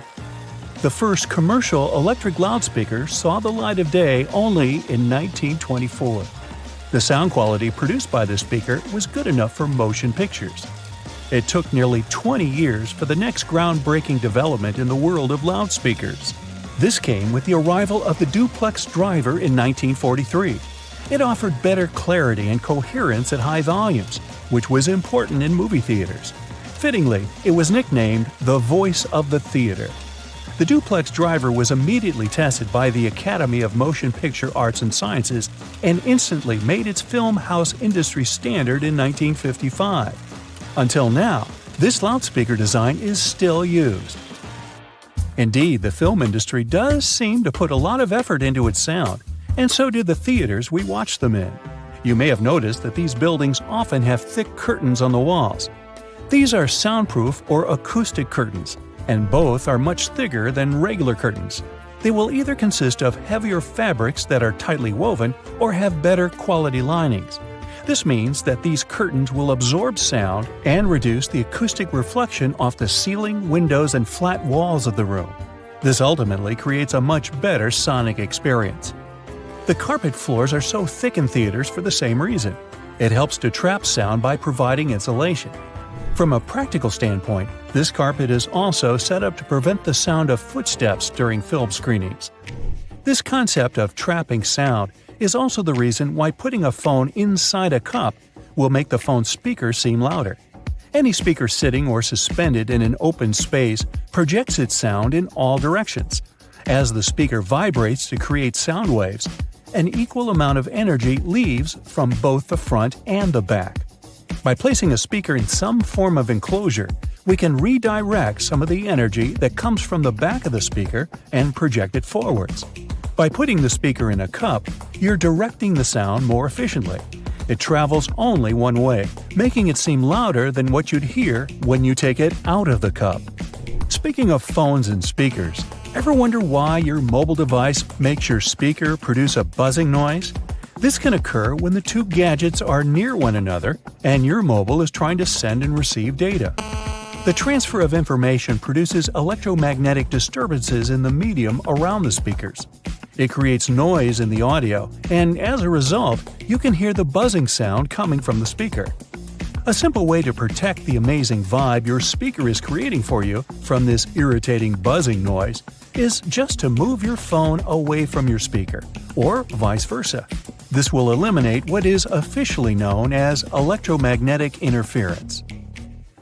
Research across America shows that, on average, 74% of people own 2 or more pairs of headphones. 46% of them mention they listen to their headphones for more than 2 hours per day. Some choose the headphones by their looks, others by the sound quality. In either case, finding the right pair is important, since a lot of people are willing to spend over $100 on it. Headphones have become a true fashion accessory. That's why well-known figures are trying to make an impact in the headphone industry like it's the fashion industry. Music moguls Dr. Dre and Jimmy Iovine came up with the idea for the now world-famous Beats by Dre headphones brand. They were walking along the Pacific Ocean one day in 2006 discussing a sneaker deal as they had an offer on the table from a major brand in that arena. After some discussions, they decided they wanted to do something they were more passionate about and landed on headphones. The duo's idea turned into a brand that was purchased by Apple in 2014 for $3 billion. It was the largest deal in Apple's history, and Beats by Dre controlled 70% of the headphone market at the time of signing. The move allowed Apple to take over the headphone space. The release of their popular wireless AirPods headphones in 2016 was another reason it happened. But how do these popular wireless headphones that many of us own actually work? These headphones rely on internal batteries to have enough power to remain wireless. Most often, they have conveniently built-in rechargeable batteries, but sometimes they keep going thanks to standard AA or AAA batteries. They receive wirelessly transmitted signals from their paired audio sources, be it your phone or laptop. These signals are encoded by the source device and transmitted most commonly via radio frequencies or infrared carriers. The headphones receive the signal and decode it to audio. And just like that, it's music to your ears. The cylinder on the end of a cable is sitting there, useless as it might seem. In fact, this is a ferrite bead that assists with many electrical wires to reduce electromagnetic interference. Electrical wires act like unintentional antennas, broadcasting the EMI. There's a reason why the spinning wheel inside their microwave is circular. A circular object will evenly distribute the heat as opposed to a rectangular and square one. When you place containers of these shapes inside, the energy is focused on the corners, rather than spread evenly like in a round container. The temperature gauge on a toaster is commonly used to determine how crisp you like your toast, but the other, more specific use for the gauge was for the different types of bread. White and sweet types of bread heat up much faster as opposed to heavier brown and rye ones. The older bread is, the more time it will need in a toaster to ensure the golden brown result you're looking for. Most ovens give you the option of leaving the door ajar when broiling a dish inside. You probably think the goal here is to help cool down the oven after use. In reality, its purpose is to focus on cooking the top of the dish and to ensure a crusty layer. Controlling the buildup of heat and steam by releasing it through the slightly ajar door gives you the desired result without cooking the entire dish to a crispy end.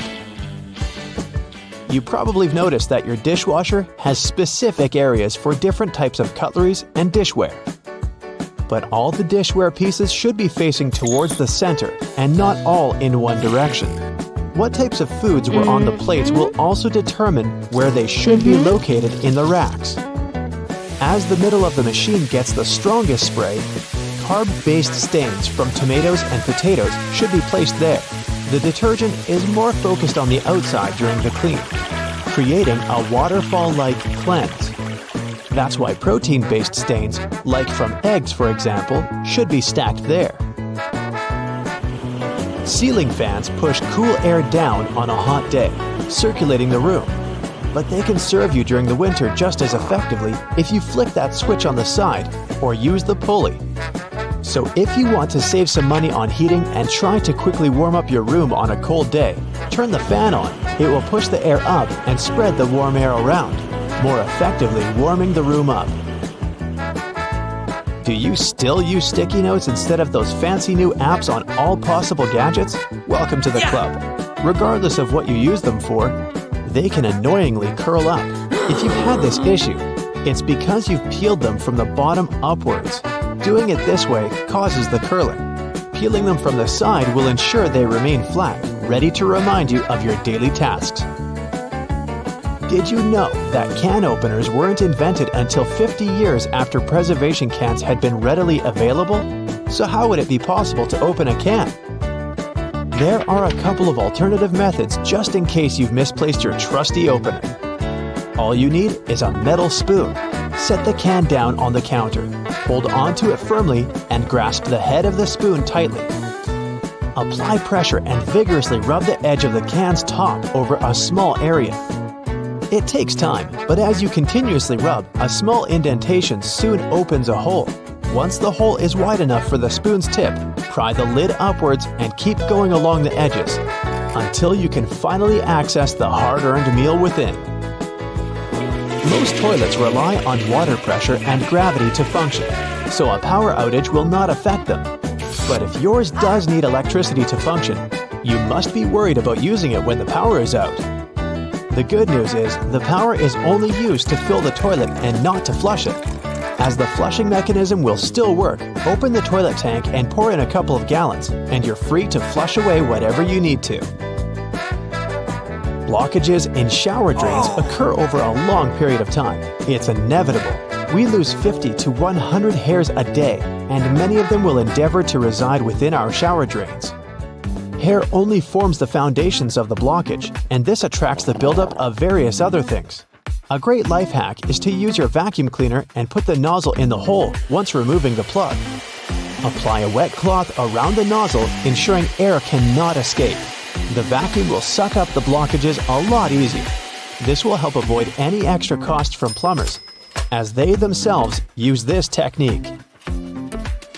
To make your candles last longer, trim their wicks multiple times and keep them as far away from water and moist as possible. It will guarantee that your candle's wax stays firm and steady and continues to burn slower for a longer period of time. The empty space between the panes of the oven door is there for a reason. You can stick a brush in there to clean the oven door glass. It's easy to access this space through the bottom of the door, open the lower shelf, then push the brush through the hole. While you're parking in a garage, you might find it difficult to determine how close to it you need to be. Not all cars have sensors ensuring you keep the right distance before the bumper makes an indentation on the wall. Applying a rope with a tennis ball from the ceiling at the right distance will help you learn the best distance to park from the wall. We've all been told to loosen a lock with WD-40 or lubricant. Yes, we all know we should have these around the house. But in case you don't, a great alternative is drawing with a gray lead pencil along the edges of the key and then putting it into the lock. Continue doing this until the keyhole has been adequately lubricated and the key functions smoothly. Pliers are prone to damage when you use them to adjust faucets and shower heads and are also difficult to grip. Take a couple of pieces from the end of an old garden hose and attach them to the jaws of the pliers. You'll find a huge improvement with grip and will avoid wear and tear. You can find a good use for discarded rubber for different things around the house. When fed up with tightening or loosening with a screwdriver, try using a simple rubber band. Place part of it into the screw grip and the screwdriver will have far greater traction. Moving cement blocks isn't safe for your lower back. Even with a wheelbarrow, it can be a risky process to place the cement onto the ground without causing damage. 3 simple cylinder pipes can make a world of difference, regardless of the size of the block. Try lifting the edge onto the first pipe with a pry bar, then pushing and maneuvering as you gradually direct the 3 pipes towards the desired location. Just make sure you're not doing this on a slope. That first strike on a nail can be a great success or will result in a throbbing thumb. A bobby pin is perfectly shaped to hold a nail in place, allowing for your hand to be clear out of harm's way and for you to strike the nail without fear. Use a crayon instead of a pen or pencil while working with a wet saw to ensure the markings are not removed.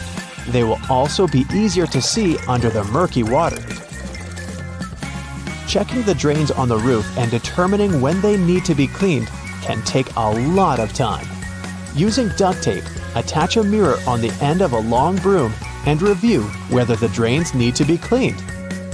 To further assist with your balance as you check on the gutters, attach a pair of old trainers to the end of the ladder. The spread of the shoe and its grip will ensure a further level of safety. Liquid caulk normally comes in huge tubes, so you can never use it all at once. The hardened tips of liquid caulk create blockages. Grab a used cork and drill through it to make a perfect lid, concealing the liquid caulk. Now it's ready to be used again with no blockages. You're trying on a pair of jeans, a dress, or a jacket, and are about to dig your hand into the pocket when you realize there's no depth to it. The pocket is simply not there. But why would anyone create pockets you can't put anything in? And now would be a good time to pick your iPhone up from off the floor. Well, the reason for fake pockets is simple. If a clothing item has a specific cut or shape, pockets may spoil it. They can alter the item's shape, either in the warehouse or already on the retail rack. The solution? Getting rid of pockets in key areas. Plus, fake pockets are obviously cheaper, and they don't get stretched out. Interestingly, this practice goes back to the 17th century. That's when pockets were actually removable. They resembled small bags, and women, for example, could move them from one outfit to another. Unfortunately, it was also very convenient for pickpockets. They could grab such a pocket and run off with it. Then, clothes became more streamlined, and slim pockets started to be sewn right into them instead of attachable bags. This was believed to make the shape of a person's silhouette more alluring. But soon, slimmer skirts came into fashion and pockets went out of it, and people started using handbags instead. These days, most pockets are real, but some of them are still fake. So, how can we make sure that we don't actually turn a fake pocket into a hole thinking it's a real one? Well, first of all, take a look at the stitching along the edge of the pocket, where it's supposed to open up. If you see a single loose thread, just snip a piece of it and start pulling gently. If the pocket is real, the thread will easily come out. But if you feel that the stitching won't budge, most likely you have a faux pocket on your hands. If this is the case, just leave it be. Now let's move on to some other everyday objects that may be hiding some secrets. For example, those lines on some kinds of chips. For one thing, they help with the distribution of spices and seasonings. In other words, all those substances that make your chips taste like cheese are mostly stored inside the lines. Plus, the lines make chips crunchier. Highlighters are filled with a special semi-transparent fluorescent ink that can glow in dim light.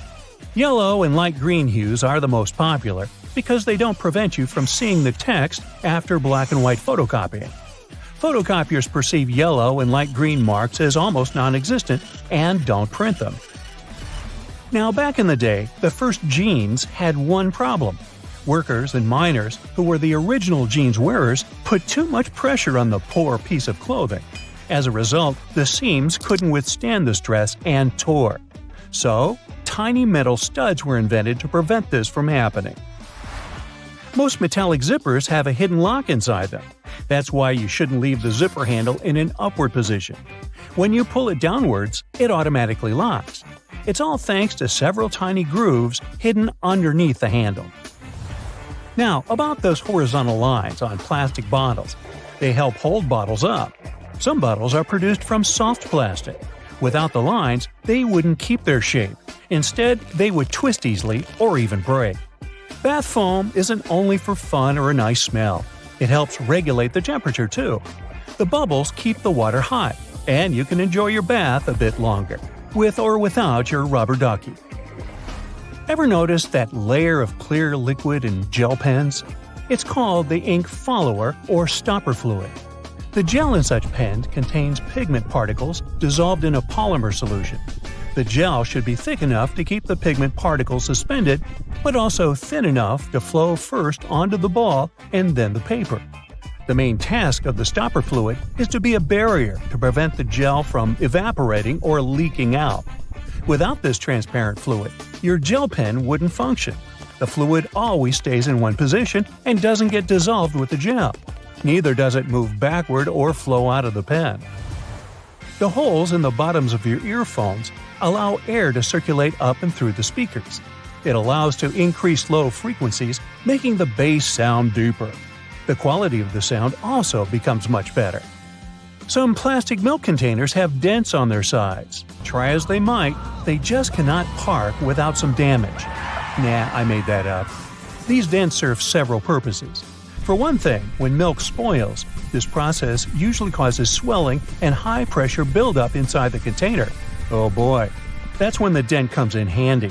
It pops out and doesn't let the jug blow up. Plus, if you ever decide to freeze the milk, it will expand like any other liquid. And then again, the indentation will pop out and prevent the container from breaking inside your freezer. That's a good thing. Airplane windows have rounded edges, and that's a crucial safety measure. It prevents aircraft accidents. Weak spots are usually situated in the corners. If airplane windows were square or rectangular, each of them would have 4 potential weak spots. Under pressure, they would collapse. If you look closely at a tram's overhead lines, you'll see that its contact wires zigzag back and forth instead of going in a straight line. The thing is that all trams have pantographs attached to their roofs. The upper part of the pantograph is gradually worn down by the overhead wire and eventually needs to be replaced. To wear it down evenly, the wire is not installed strictly along the tram's path, but in zigzag patterns. As the tram moves, the pantograph slides along the wire and it wears down evenly. You might have wondered why some gas cans have 2 holes with caps, one bigger and one smaller.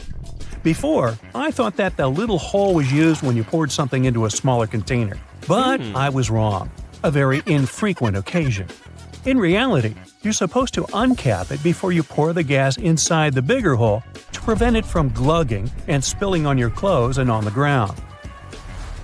Most of the buttonholes on a shirt are vertical, but the top and sometimes bottom ones are horizontal.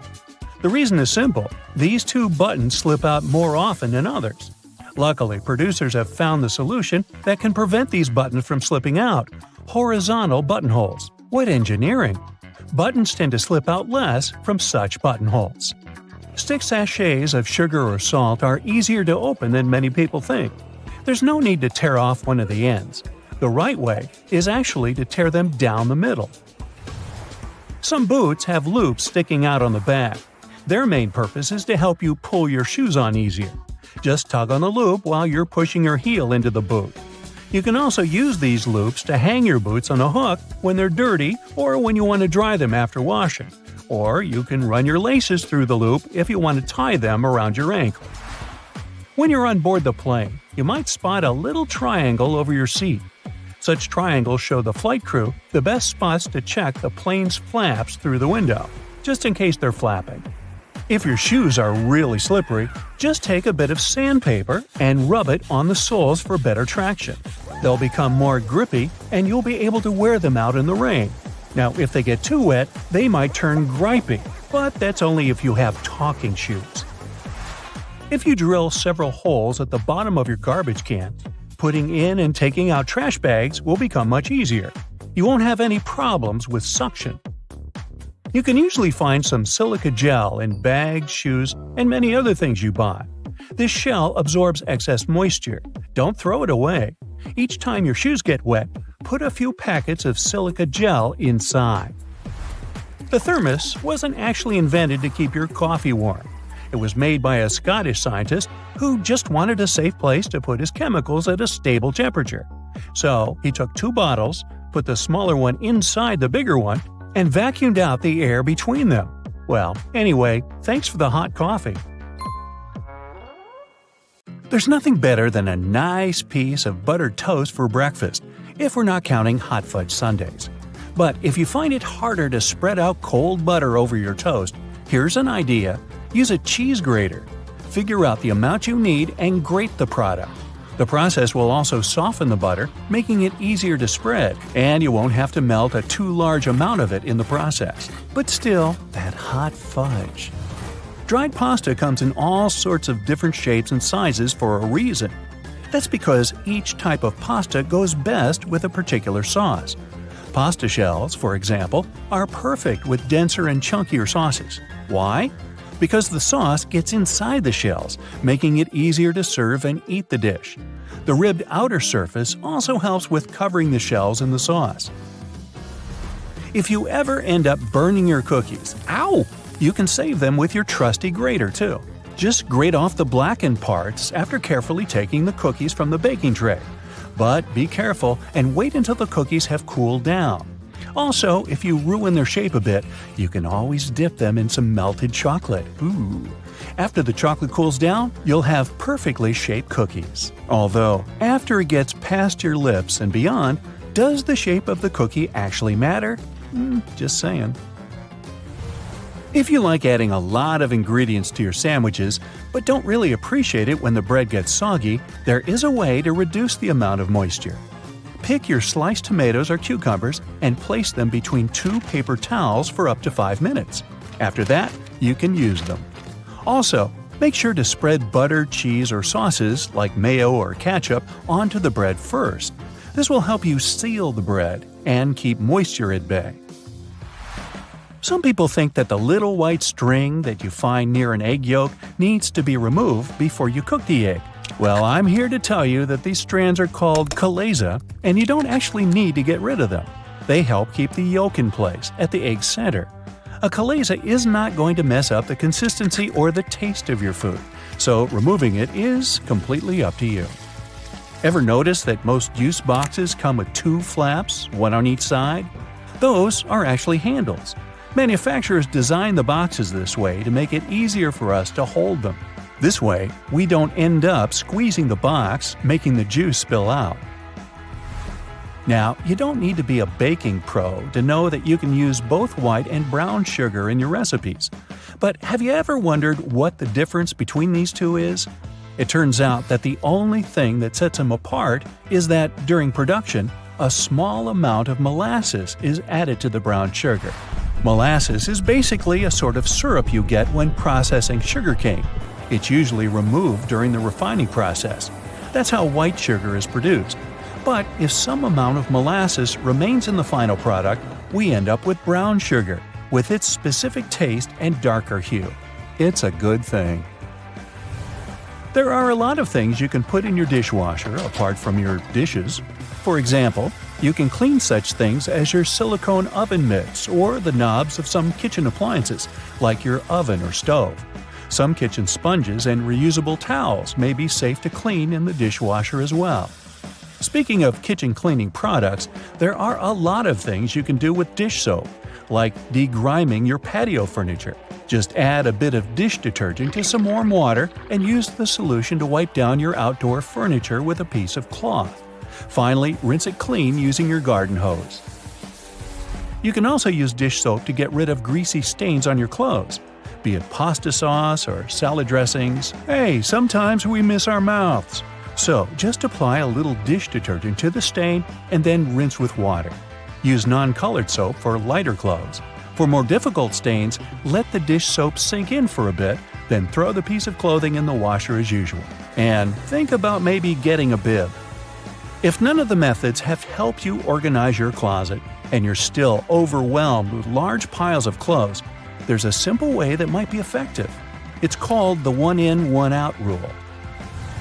That means for every new piece of clothing you buy, you need to get rid of one you already have.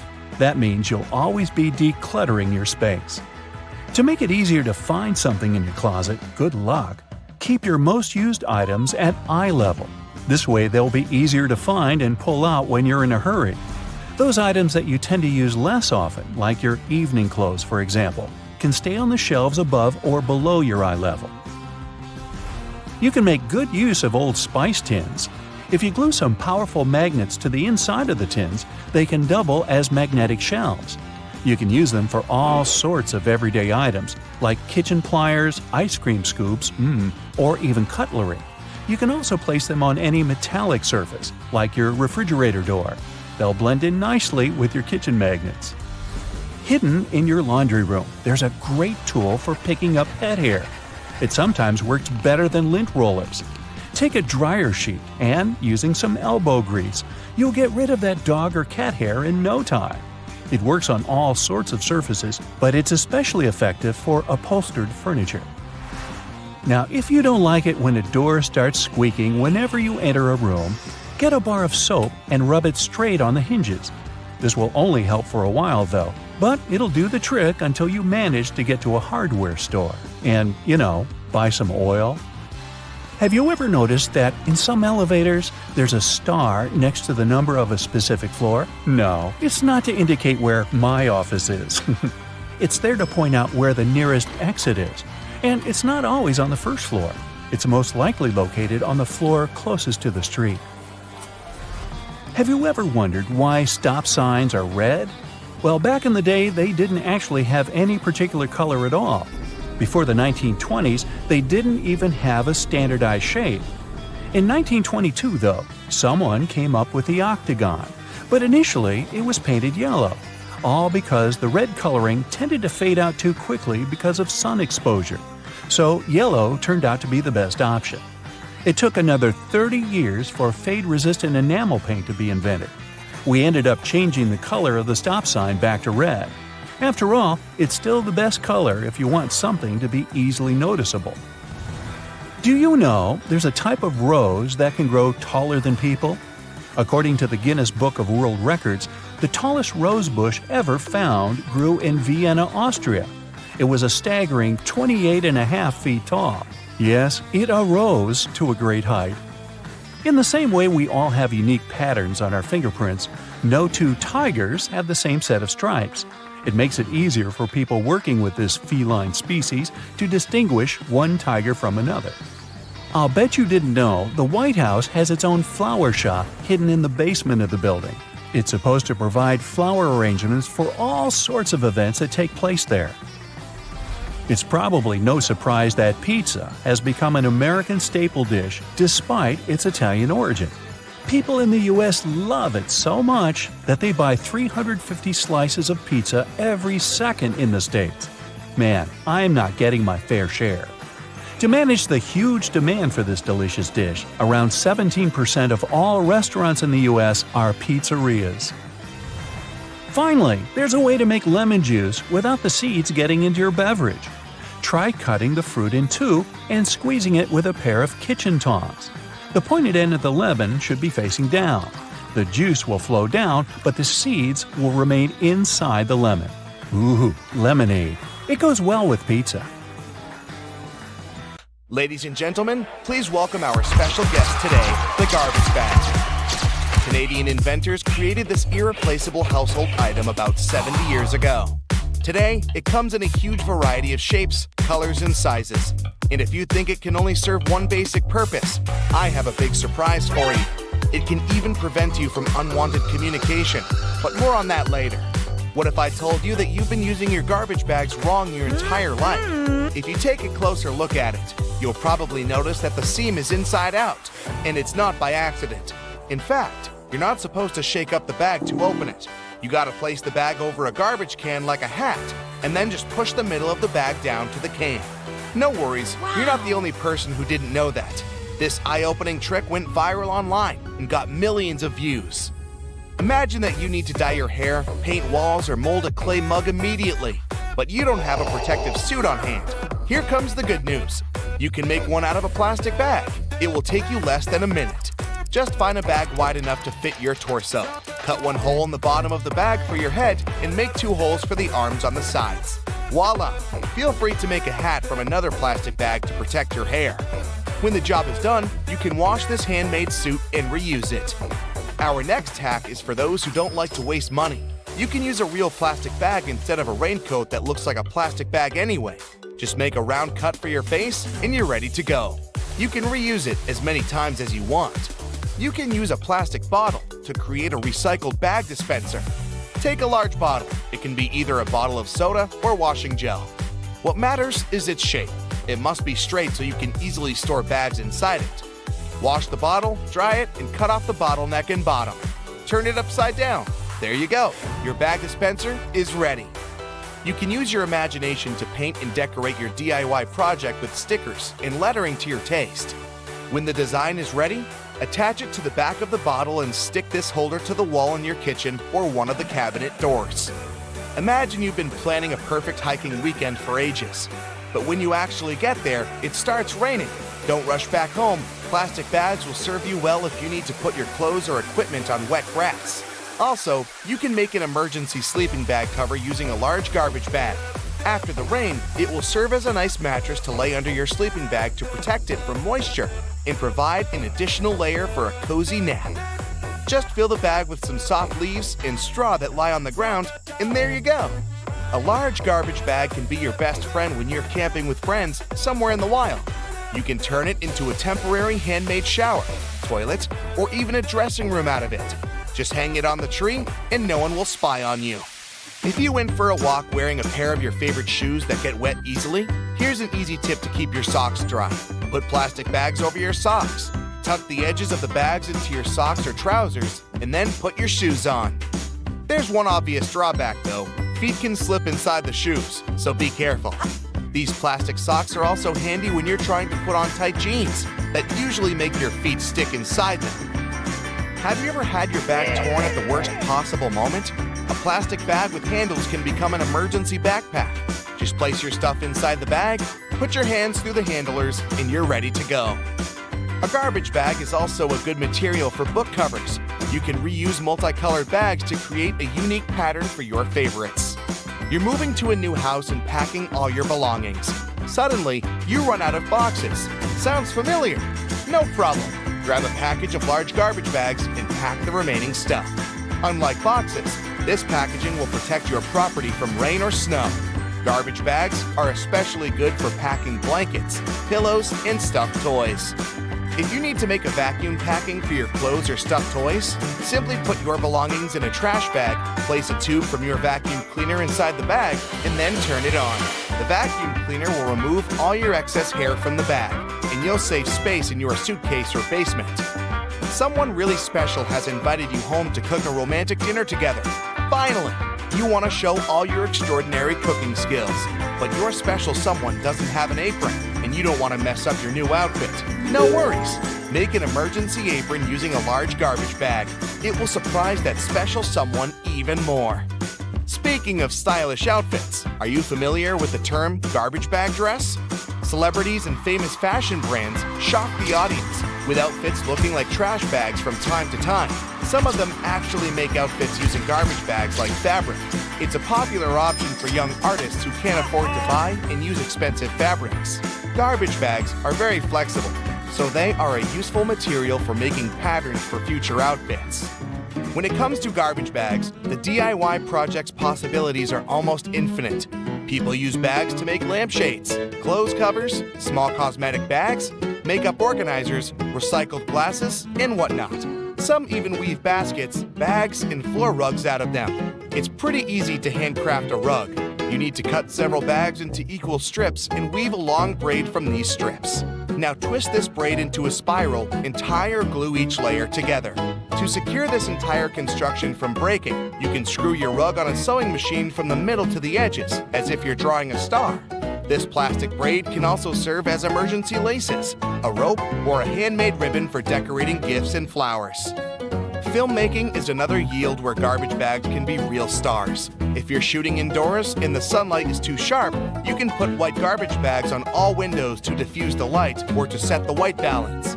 Black light-proof garbage bags may serve you as a shading curtain to get rid of the sunlight in the room whatsoever. Feel free to use a white bag to create a diffuse light bulb. Inflate the bag like a balloon and put it next to a lamp, but make sure to use a LED light so it doesn't get too hot. Everyone knows that touching a plastic bag with a hot iron is a bad idea because it will melt. But this lets us create unique shapes from this colorful and affordable material. Want to make a unique designer vase? Take a bowl and cover it with paper tightly. Then wrap the matching strips of plastic bag around the bowl. Now place another layer of paper on the top and gently iron over the entire surface of the bowl. Voila! The plastic's melted and you got a new stylish and eco-friendly vase. Garbage bags can produce very cool sound effects. If you live in a desert where it never rains and need to recreate that relaxing sound, use a plastic bag. It's always better to speak up like an adult, but if that doesn't work for you, here's a quick fix. Next time some annoying person calls you, don't bother to make excuses why you can't talk right now. Just grab a garbage bag and rustle it into your phone speaker yelling, "Hello? Hello? I can't hear you!" Confession time. Have you ever used this trick? If you ever find yourself stuck in the trunk of your car, stay calm. All cars are supposed to be equipped with an emergency latch to help open the trunk from the inside in the unlikely case it happens. These latches are so well thought out that they can be opened by people of all ages. More so, handles are designed to glow in the dark, too. You can even pull them with the mouth if there's not enough wiggle room to use your hands. Never mind how you ended up in the trunk in the first place. Moving on. If you're ever working with needle and thread, remember you don't need to stick the needle directly into the spool. You may end up losing the needle altogether. Not to mention you can easily hurt your fingers. A lot of modern sewing kits these days come with a designated place for safeguarding the needles. It's located at the bottom part of the thread spool. You'll just need to pull it out. It's even made to hold multiple sewing needles at a time. Disposable ballpoint pens come with a little secret of their own. Did you ever notice that in some of them there's a small hole in the plastic part? It's actually a rudimentary ventilation system. It's supposed to let the ink easily make it to the tip of the pen. Okay, I know it's in the name, but you really don't need to shake the seasoning shaker to get any product out.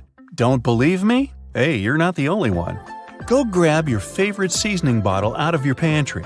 If it has one of those removable plastic caps, it's perfect for the experiment. Instead of shaking the bottle, try holding it from the plastic cap while it's upside down. Now gently twist the bottle from side to side and, before you know it, you get some gorgeously flowing seasoning without having to wiggle the shaker and make a mess all over the stove. On the same note, most salt and pepper shakers should have ridges on the bottom of the glass portion. In case you get any seasoning stuck in there, place the bottom of the salt shaker against the bottom of the pepper shaker and wiggle it around so the ridges click with each other. The seasoning should easily pour out now without you having to open the bottle. In colder weather, you often have so many clothing layers on you that you can hardly feel the purse or back straps on your shoulder anymore. Not to mention how fast they can slide off. Some jackets come with a built-in solution for that, in the form of a small tab on the shoulder with either a hook or a button. It's meant to be opened and closed comfortably, so you can keep your purse in place at any time. You're most likely using it merely to peel the skin of potatoes, carrots, or cucumbers. But you can use your vegetable peeler for chopping fine strips of onion as well. Just cut the onion into quarters vertically and then start slicing. This might also help out with those embarrassing onion tears. Most people miss this one, but should you ever have a closer look at your toothpaste tube, you will surely see some sort of coloring there, either a dot or a block. Colors can vary. They can be black, green, red, or even blue. These color spots are actually meant to help the assembly machines back at the toothpaste factory. They recognize when and where these machines need to cut the toothpaste tubes and proceed to fold them for packaging. For most types of footwear, if there's anything that seems a bit out of place, always know that it's there for a reason. Most manufacturers don't put extra items on shoes just for fun. It would definitely be a waste of time and resources. For footwear like boots, for example, there's often a small loop at the top back of the shoe. It's there to help you when you need to put the shoe on, since you can quickly pull on it. Plus, you can also hang the shoes somewhere, most likely to dry, since most boots are meant to be worn in the colder weather. Now, I've been guilty at least once of overdressing with a bunch of layers just so I won't need to jam everything in my check-in bag. But does it become a problem when you actually have to get seated? What do you do with your coat or your jacket? Well, have a closer look next time you board a plane on the seat in front of you. The hook that keeps the tray table upright can double as a jacket hook. As long as you don't need to have any meals while in the air, you're good to go. Now, most mascaras expire within 3 to 6 months, I'm told, depending on the manufacturer. But you can help speed up that process if you're not careful enough. Continuously pumping the mascara wand, trying to mix in the product actually pushes more air into the tube. This can make it dry much faster, and you evidently won't get the desired results with it anymore. There's an easy way to check if your mascara is still good enough to use. If you don't hear a popping noise when you take the brush out, you may very well need to go get yourself a new mascara tube. Now, I know we're living in the era of Bluetooth-connected devices, but for better quality sound, they still recommend using headphones that connect via audio jacks. Remember seeing black ridges on those jacks? They aren't there just to make them fit when you plug them into your phone or laptop. Made out of a special insulating material, these bands are meant to guard the wires when sound is being transmitted. Based on the number of bands, you can figure out which end goes where. Some empty space under noodles in a cup doesn't mean the company producing them wants to cheat you out of a full portion. No. It's a manner of keeping the noodles intact during their transportation. It also helps with the circulation of hot water that is poured over the products before you can enjoy them. The V-shaped neckline was initially designed to serve a bunch of objectives. First, as a way of prolonging the life of the garment that would maintain its shape over the years. It's also there to fit your head through the shirt in case it needs some stretching. This way, it ensures a snugger grip around the neck. Lastly, it helps absorb sweat in case you're wearing the shirt while exercising. Now, it's not necessarily a custom anymore, but you may have stumbled upon a dinner jacket with an additional mysterious pocket on the right side. Turns out, this pocket was used by men to easily reach their train tickets, since most of them had to travel to work every day. It helped them keep their jacket buttoned up, but also benefited from the use of a pocket. Now it's only added as a decoration, and it doesn't serve an actual purpose anymore. Speaking of things we don't use these days, or at least for their initial purpose, did you know Play-Doh was originally a cleaning product? In the 1920s, the market was in need of a product that could help them wipe the wallpapered areas around coal-burning furnaces. The recipe for what we now know as Play-Doh was thus invented. It was manufactured in white only, and was supposed to clean wallpaper by being rolled back and forth over the dirt. It was only later, in the 1940s, that new products for cleaning wallpaper were brought up, and Play-Doh was redirected toward another area of the market. Now, while I enjoy a nice piece of toast for breakfast, isn't it pesky to have to clean out the toaster? Well, not anymore, since I recently found out that toasters have a slide or a panel at the bottom that helps get rid of all those annoying breadcrumbs easily. Now, there used to be a time when you could only have access to video games by inserting cartridges in your console of choice. These tiny objects gave many doctors a lot of headaches. People soon started popping up in hospitals after swallowing small game cartridges, especially the younger generation. Nintendo, the company that manufactures the majority of these devices, had to come up with a creative solution to prevent these accidents. So these days, Nintendo Switch cartridges are purposely coated with specific chemicals that can leave a really bad, bitter taste in the mouth. Not that I'd, recommend you ever try and taste for yourself. Whether it's something as simple as a button on your jeans or something that's part of a larger moving mechanism, here are 26 secrets to everyday things you probably didn't know about. You use doorknobs every day, so it's right to be concerned about how many germs could be on them. However, they have made doorknobs out of brass partly for that reason. Brass provides an antimicrobial effect, eliminating the microorganisms that were hoping to start a colony on your doorknob. Your pants have that 1/5 pocket that's recognized as the small useless one. Originally, it was there to provide a safe place for your pocket watch, something that was necessary when first implemented in 1901. It then continued to remain for traditional purposes. However, it's still a great place to put your Tic Tacs. You've probably mistaken those little rivets on your jeans as some form of fashion statement, similar to the small pocket. In fact, they're incredibly important. They are there to provide extra support for areas that withstand the most strenuous parts of your clothing, preventing them from embarrassingly falling apart. That little button at the end of your seatbelt seems like it's way out of place. In fact, it's there to ensure your buckle will always remain at the end, so you won't have to awkwardly fiddle with your seatbelt every time you put it on. You're in a new car or a rental, and the gauge tells you the gas is getting low. You don't know which side the fuel cap is on from the inside. It can cause unnecessary effort at the gas station. However, your fuel gauge has an arrow that reminds you which side to fill your gas tank up from. Some models of cars may also have a gas tank hose instead, with the hose pictured on the side that the cap is on. Hiking and walking through snow requires the best kind of footwear. The shoes which are perfect for this also have an extra eyelet for your lace to loop through. Looping your laces through the extra eyelets will give more support for your ankles and feet and will provide more stability as you walk. But as you walk, blisters are also a concern. The sweat in your shoe creates friction between the feet and the shoe, which then helps create the blisters. Antiperspirant that you use for your armpits will help keep the feet from sweating. Just make sure you use the clear one. Cooking for people is always nice. However, sometimes the guests are late.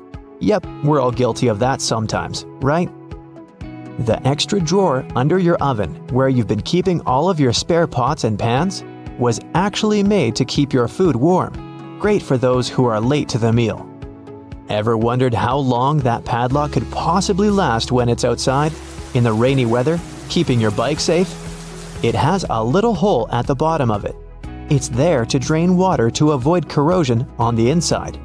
It also serves to provide oil, further prolonging its use. That hole in the elevator door isn't there to check who's inside so you can avoid sharing a ride with specific people. It's a keyhole in case it breaks down. Ketchup, sauce bottles, and all other condiments we love all have a stage when it's difficult to get the insides out. You try hitting it, shaking it, and poking things inside to encourage the tasty condiments to come out. Luckily, there is an easier way to do it. The label at the top suggests where to tap the bottle. The sauce will come out easier and smoother, allowing gravity to take the place of frustration. The purpose of wooden coat hangers is to help repel pesky insects and avoid fungal growth that eats away at your clothing. As it's made of cedar wood, it contains oils that have insecticidal and fungicidal properties and were used as far back as the ancient Egyptians, although they used it for other purposes. We've all been trained and tested at the art of typing and know the correct way to use a keyboard. But you may not have noticed that the F and J keys have a small ridge at the bottom. They're there to help you find your correct starting place with your fingers on the keyboard, without having to look down. If you've been lucky enough to get the window seat on the plane, you would have noticed that little hole at the bottom of the window. It helps with the air pressure on the plane. The window itself is made from acrylic and isn't actually glass, which saves it from fogging up so you can see the scenery on your journey. The windows on planes were originally square. However, they would continuously break from the constant changes in pressure. Round windows are able to evenly distribute the pressure, ensuring you'll have a pleasant journey without falling out. For all you Nintendo Switch players, those who have tried to taste your cartridges will notice they have a bitter taste. The manufacturers added it intentionally, as the Switch's cartridge size is very small and it might be a hazard for the youngest players that have a tendency to put things in their mouth that they shouldn't. So the bitter taste made from denatonium benzoate ensures that they won't be tasted for too long.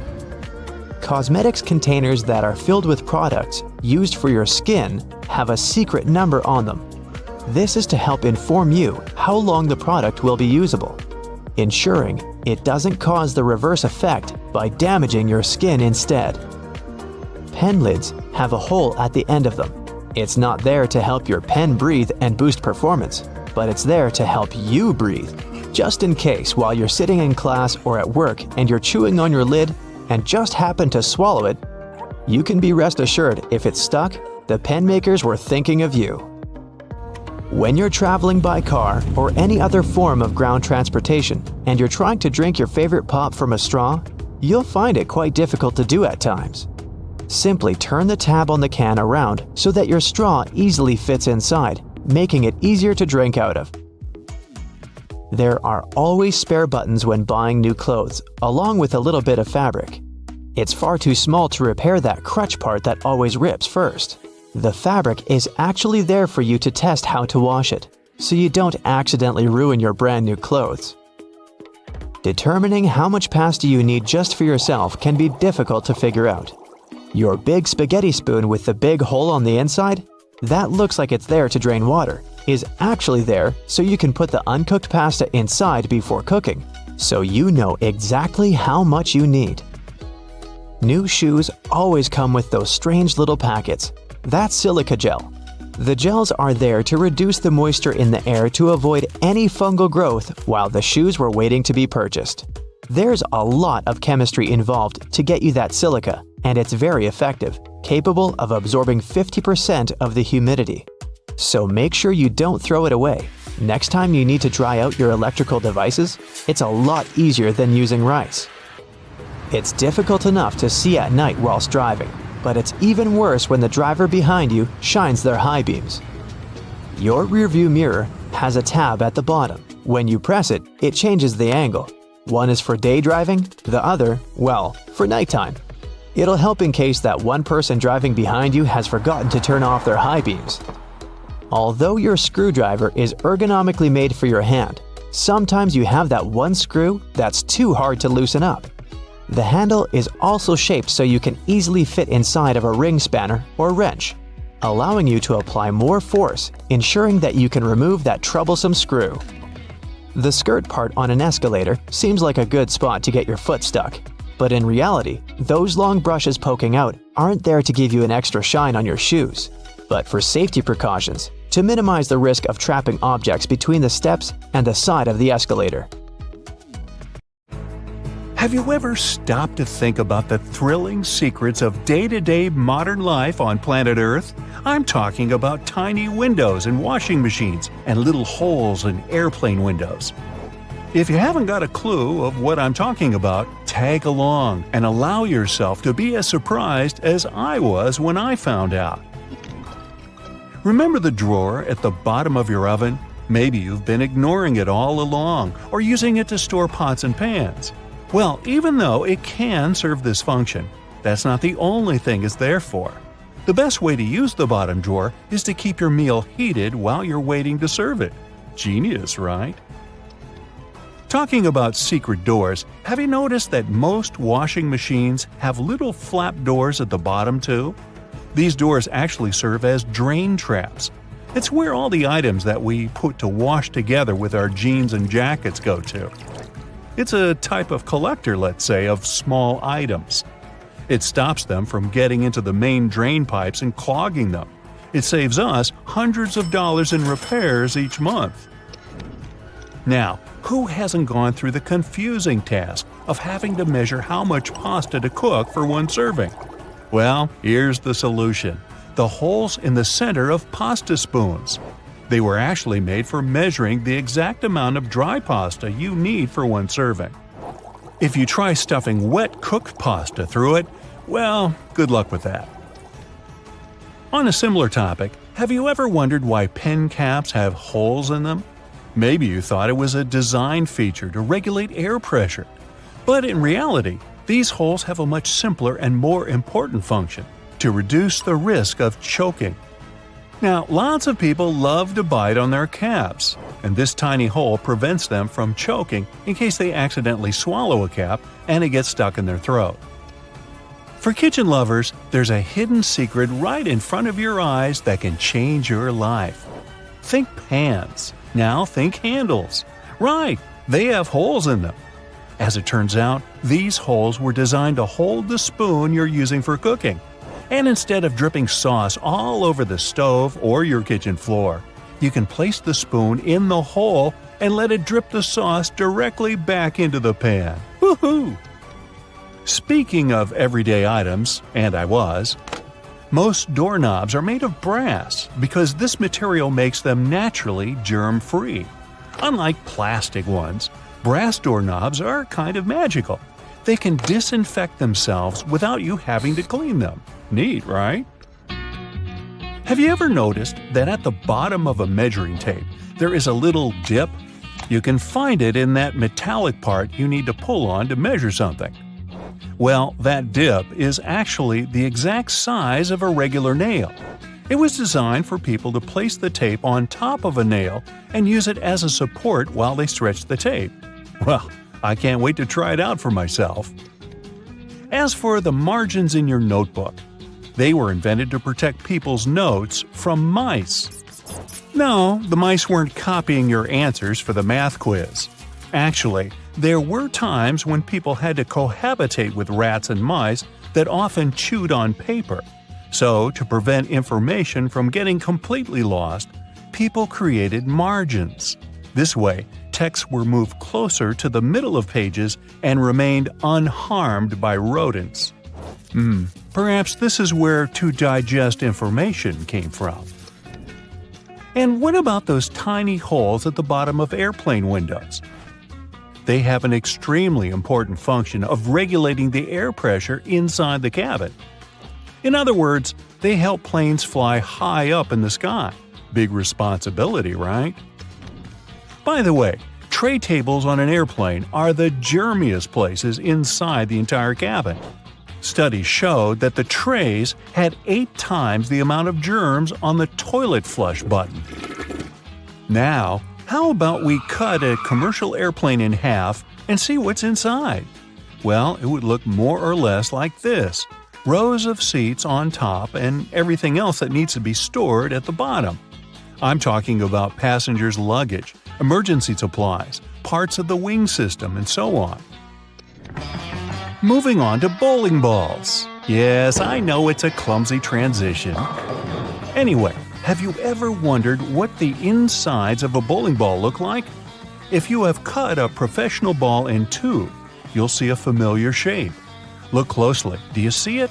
Doesn't that look like the logo of Brightside? Anyway, professional bowling balls are different from the ones in your local bowling alley. That's because they're designed to make fancy moves. They actually have some really complex engineering inside. They're shaped to help skilled professionals get more strikes. The weight of professional bowling balls is designed to be projected inward as they travel down the bowling lane. This makes it harder for them to get into the gutters on the sides of the lane. Speaking of balls, let's take a look inside a baseball. To make it light and aerodynamic, producers use several different layers. Starting from the core, we have a cork center enveloped by black rubber. Then there's a layer of red rubber, followed by 2 or 3 alternating layers of wool yarn. After that, there's a visible white leather cover and that beautiful red seam on the side, stitching it all together. And what if you had X-ray vision and managed to look inside a human bone? Ooh, spooky! I'd say what calls most attention is this spiderweb-like situation at the center of the bone. In reality, it's a highly condensed and complex structure of nerves that you have inside your bones. Aren't you lucky? Now, I've got a riddle for you. What is round, can be found near the ocean, and looks like an aerial view of the Guggenheim Museum in New York City, the one that's made almost entirely of ramps? If you said a nautilus shell, hey, then you guessed right. A nautilus is a shellfish whose house you can find in countless souvenir stores near the beach. It's made up of 2 layers, a matte white outer layer and an iridescent white inner layer. And if you were to cut it in half, it would look very similar to the insides of the Guggenheim Museum. Aloe leaves are good for healing purposes and also for hydration. But if you managed to look inside of an aloe leaf, the image you'd see would be satisfying and very relaxing. Who hasn't dreamed of a pool filled with jelly? Now, there seems to be nothing more mundane and regular than a tube of toothpaste. But you wouldn't think so if you cut open a tube that contains several colors. Now, there have been speculations that the insides of such a toothpaste tube might be divided by barriers so that the stripes don't mix. But if you cut it in half, you'll see that it has only one interior chamber.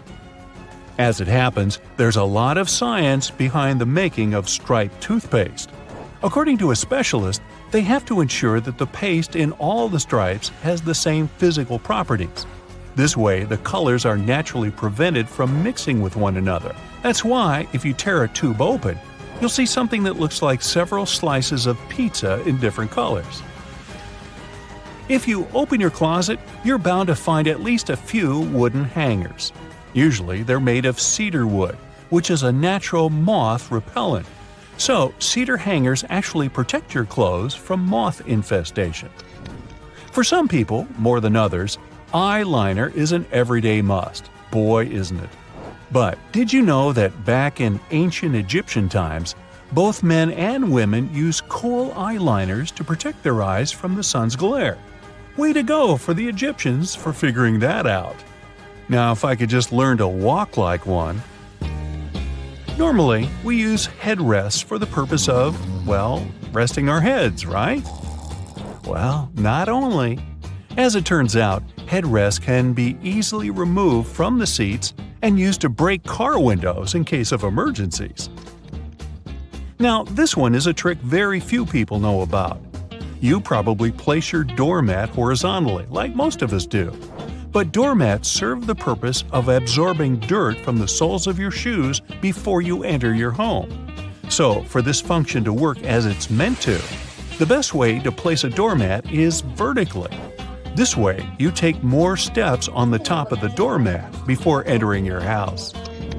And last but not least, now I don't want to be accusatory here, but you have probably been vacuuming your house the wrong way, and I can prove it. Most people just vacuum floors and carpets in one direction or move the brush back and forth several times, thinking they've got all the dust out. But according to cleaning professionals, the best way to vacuum is in rows. First, you go forward with the brush until you arrive at the end of the row. Then, you fluff the carpet up and move back down along the same row, gathering the dust that wasn't collected in the first sweep. Talk about efficient cleaning. On the other hand, my idea of house cleaning is to sweep the room with a glance. Hey, I don't want to disturb that protective layer of dust. Next time you follow a recipe where you need to separate egg yolks from whites, try this. Peel a clove of garlic and rub your fingers with it. Carefully break an egg into a bowl. With your garlicky fingers, pick up the yolk. And voila, you can now marvel at how perfectly it separates from the egg white. If it's egg peeling time, there are two easy ways to do it.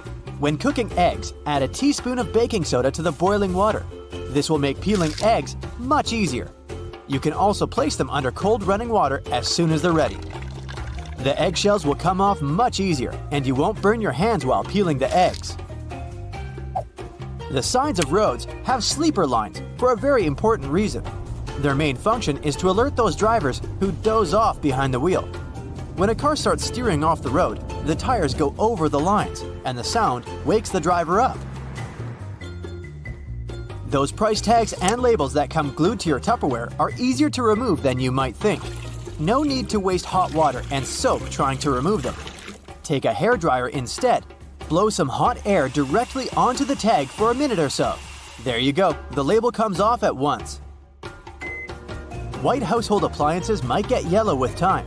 To make them white again, use this simple trick. Apply bleaching cream to the surface of an item. Wrap it in plastic and let it stay this way overnight. The next morning, check it out. It'll be as white as when you first bought it. When you buy a pack of cans, opening it might turn into a problem. You probably tear a hole in the plastic and try to squeeze a can out of there. But the bottom of cans was actually designed to make this part much easier. Grab a can and rub it over the top of another can from the pack. A circle the exact same size of the can will be cut out. This way, you can easily remove the new can from the pack without destroying the entire thing. Now to the art of lime squeezing. When you pick limes at the grocery store, you never know how juicy they are, and often, when you bring them home and squeeze them, almost no juice comes out. Try heating these citruses in a microwave for 30 seconds before cutting them open. You'll see that the juice will come out much easier. But be careful, they're going to be hot, and you don't want to burn your hands. If you're hanging out with your friends and feel like listening to some music but don't have a loudspeaker, there's no need to worry. Place your phone in a cup or bowl. The sound will get louder instantly. If you don't have a hanger at hand but still need to hang your shirt, this trick is for you. Most dress shirts have a tiny loop on the back between the shoulders, and you can use it to hang your shirt. How about the worst case scenario? Your phone is running out of battery and you're running late. Try this simple trick. Switch on airplane mode. Your phone will charge to 100% in no time.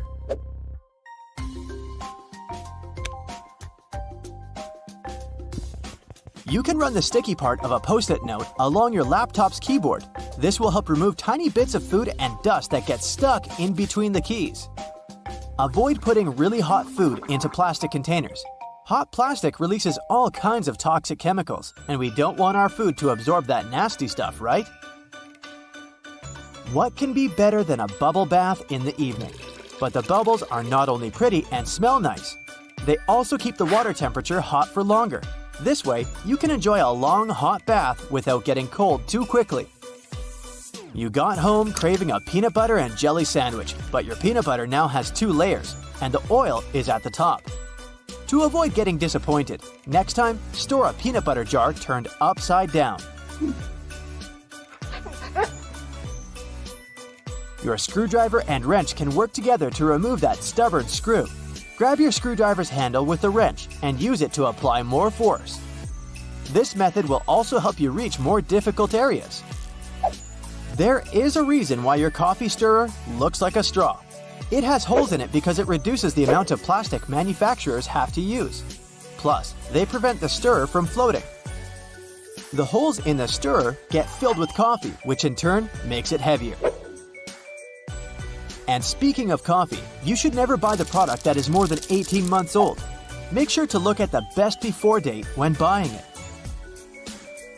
If you've ever had trouble with those classic salt and pepper shakers, the ones you may see in diners, I've got a trick for you. Instead of shaking your entire arm to try and get some salt out of the container, try rubbing the bottom of one container with the bottom of the other. Grab the salt and hold it so that the bottom of the container faces downward. Now, while holding the pepper shaker upright, rub the 2 bottom parts together, creating circular friction between them. After this, the salt will spill effortlessly. After a long day of hiking, your shoes might smell funny. Well, I've got good news for you. Put dry tea bags inside your shoes and keep them in a dry place for a while. The tea bags will absorb bad smells and make your shoes dry. If you've torn your flip-flop while taking a walk, there's a way to save the day, but only if you have a bread clip with you. First, push the strap back into its hole. Then attach the bread clip to the bottom of the flip-flop strap. Here you go! Your body needs a daily amount of vitamin C to boost your immune system, but oranges are a tricky fruit to peel. To avoid getting sprayed all over your face, start by cutting off both the top and the bottom parts of the orange. Then, cut the peel vertically. Hook your fingers under the opposite sides of the cut and open your orange. If it's difficult for you to figure out how much detergent you need to wash your clothes, here's a tip for you. Usually, detergent caps have markings that indicate the exact amount of liquid you should use per wash. It helps your detergent last longer. Permanent markers are not as permanent as you might believe they are. I can prove it. Let's say you used a permanent marker, thinking it was a regular one, to draw something on a whiteboard. Good news for you, you don't need to throw the board away yet. There's a way to save it. Get a regular marker and use it to draw over the lines left by the permanent one. Let it sit for a while so that both markers blend in together. The thing is, the ink of the regular marker contains a solvent that dissolves the pigment the permanent marker contains. Now take a paper towel and rub the whiteboard clean. The marker will come off easily. If you need to peel peaches, use the technique called blanching. First, heat up some water. Wait until it starts boiling. Soak the peaches in the water for about 20 seconds. Then put the fruit into a bowl with cold water and leave them for about 5 minutes. There you have it. The peel will come off nicely and easily. That plastic lid covering your drink can be used as a coaster. Take the lid off and put it on the table. The bottom of your cup will fit perfectly into the lid's inner ring. No more stained tables from now on. Bristles on escalators are there for safety reasons. They remain stationary while the escalator is moving, preventing people from standing too close to the sides. This helps to avoid accidents like getting your shoelaces stuck. If you pay close attention to elevator doors, you'll notice they have a small hole in them. This is a keyhole, and only authorized personnel have the key to it. They use it in emergency situations or during a regular maintenance routine.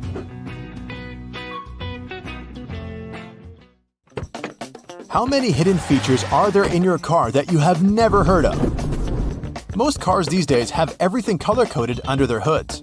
It makes it way easier to know what you need to supervise between services, like the dipstick, the oil cap, or the coolant. You can even have a look at the brake and washer fluid. Anything else that's black or gray, just leave it to the mechanics.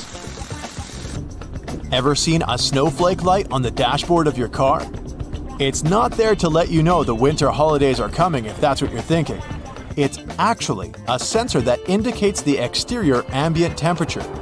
It gets activated and pops up the light whenever there's a road warning due to a sharp drop in temperature. It may sometimes even come on with an audio warning or a message on your dashboard to warn you that the roads may be getting icy, so you can either adapt the speed or change to the appropriate tires if necessary. Most cars come with added features for the summertime too, like those neat sun visors. Yours might have an added bonus you might want to check out. We all know they twist to help the driver out when the sun is not shining from the front. But some of them can also extend, so they can provide shade to a larger area. If you figure out your sun visor doesn't extend, there's a simple solution though. Buy a sun visor extender. You can even find them online. They work by being attached to your existing sun visors or windows for better shade coverage and visibility. Let's find some hidden features at home. It's not rocket science, but there is a wrong way to make ice in the freezer, and that's because you're probably not using the ice cube tray correctly. They come with that particular shape because you need to fill the trays until there's a layer of water on the top. This layer will help remove the cubes faster from the tray because it will crack when twisted and leave each cube poking out. You can then grab them in no time and enjoy your drink. If you find that the heat on your oven is too high or you need to cook some delicate dishes that require more control over the temperature, there's an easy way to adjust that. The knobs on your oven should come with calibration screws on their backs. Pop out the plastic knob and adjust it to your preferences. Be sure to disconnect the oven from any energy source before doing it. Do you know what your stove and your car have in common? They both have hoods that you can open if you need to have a peek, or if they need some cleaning. If you look closely at the top of your kitchen stove, you will see two hinges located on the back corners. You'll be able to easily lift it up and clean out all the grime that's been stuck in there. Ever wondered why glue doesn't stick to the inside of the bottle? The answer is a bit more complex, depending on the type of glue. But the simple response is, well, it doesn't have any air in there. PVA glue contains some molecules called polymers and water. When the glue is out, the water evaporates, leaving just the sticky polymers behind. Things are more or less the other way around with superglue. It has a chemical that solidifies as soon as it hits water vapors in the air. Did you know Microsoft Word has a feature that you can use for references and a bibliography? It's not only helpful for keeping track of everything, but it also automatically formats all the information accordingly. If you like to surround yourself with as many houseplants as possible, here's an easy way to figure out if they need watering. Stick your fingers into its soil. It should give you a better idea than simply looking at the plant's surface. If you can reach 2 to 3 inches into the soil and feel it's dry, the plant most likely needs some hydration. However, this trick does tend to work better with smaller potted plants because of the limited depth. In any case, it's always best to research the plant's needs in terms of watering and sunlight before committing to a plan. And always be careful not to damage its roots.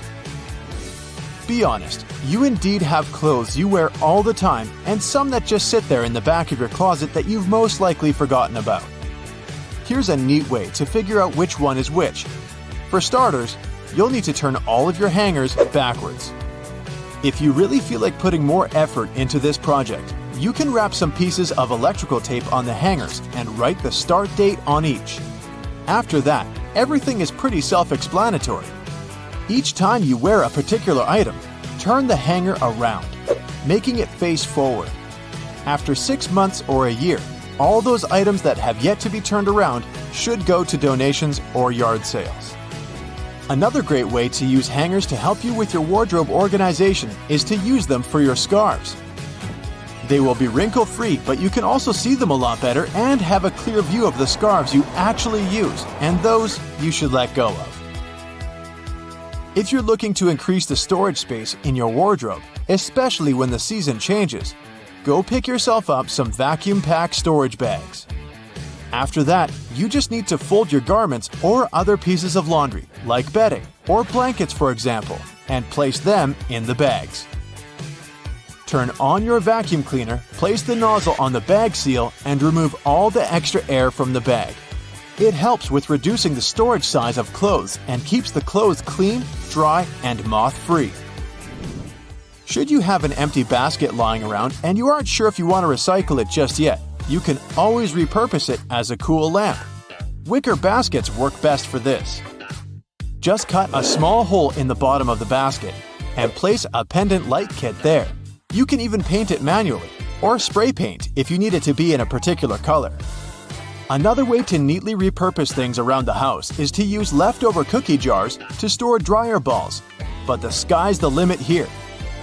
You can also use dryer sheets to remove dust from screens around your house, like computers, laptops, or TVs.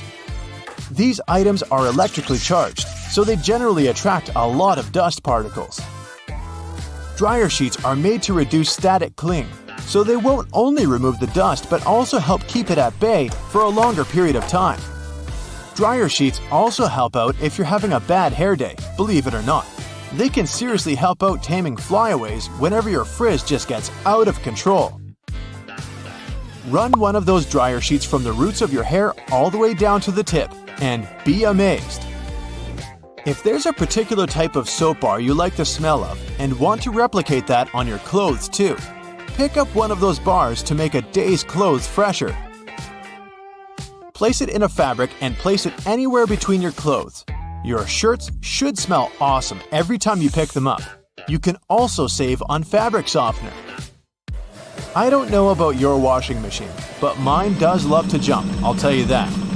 If yours tends to run out of its designated place, especially during those intense spinning cycles, it happens because it's not perfectly fixed to the floor.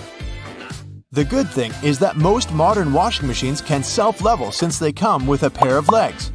Just lift the back of the device off the surface area it sits on, and it will drop them, locking them into place once it's perfectly leveled.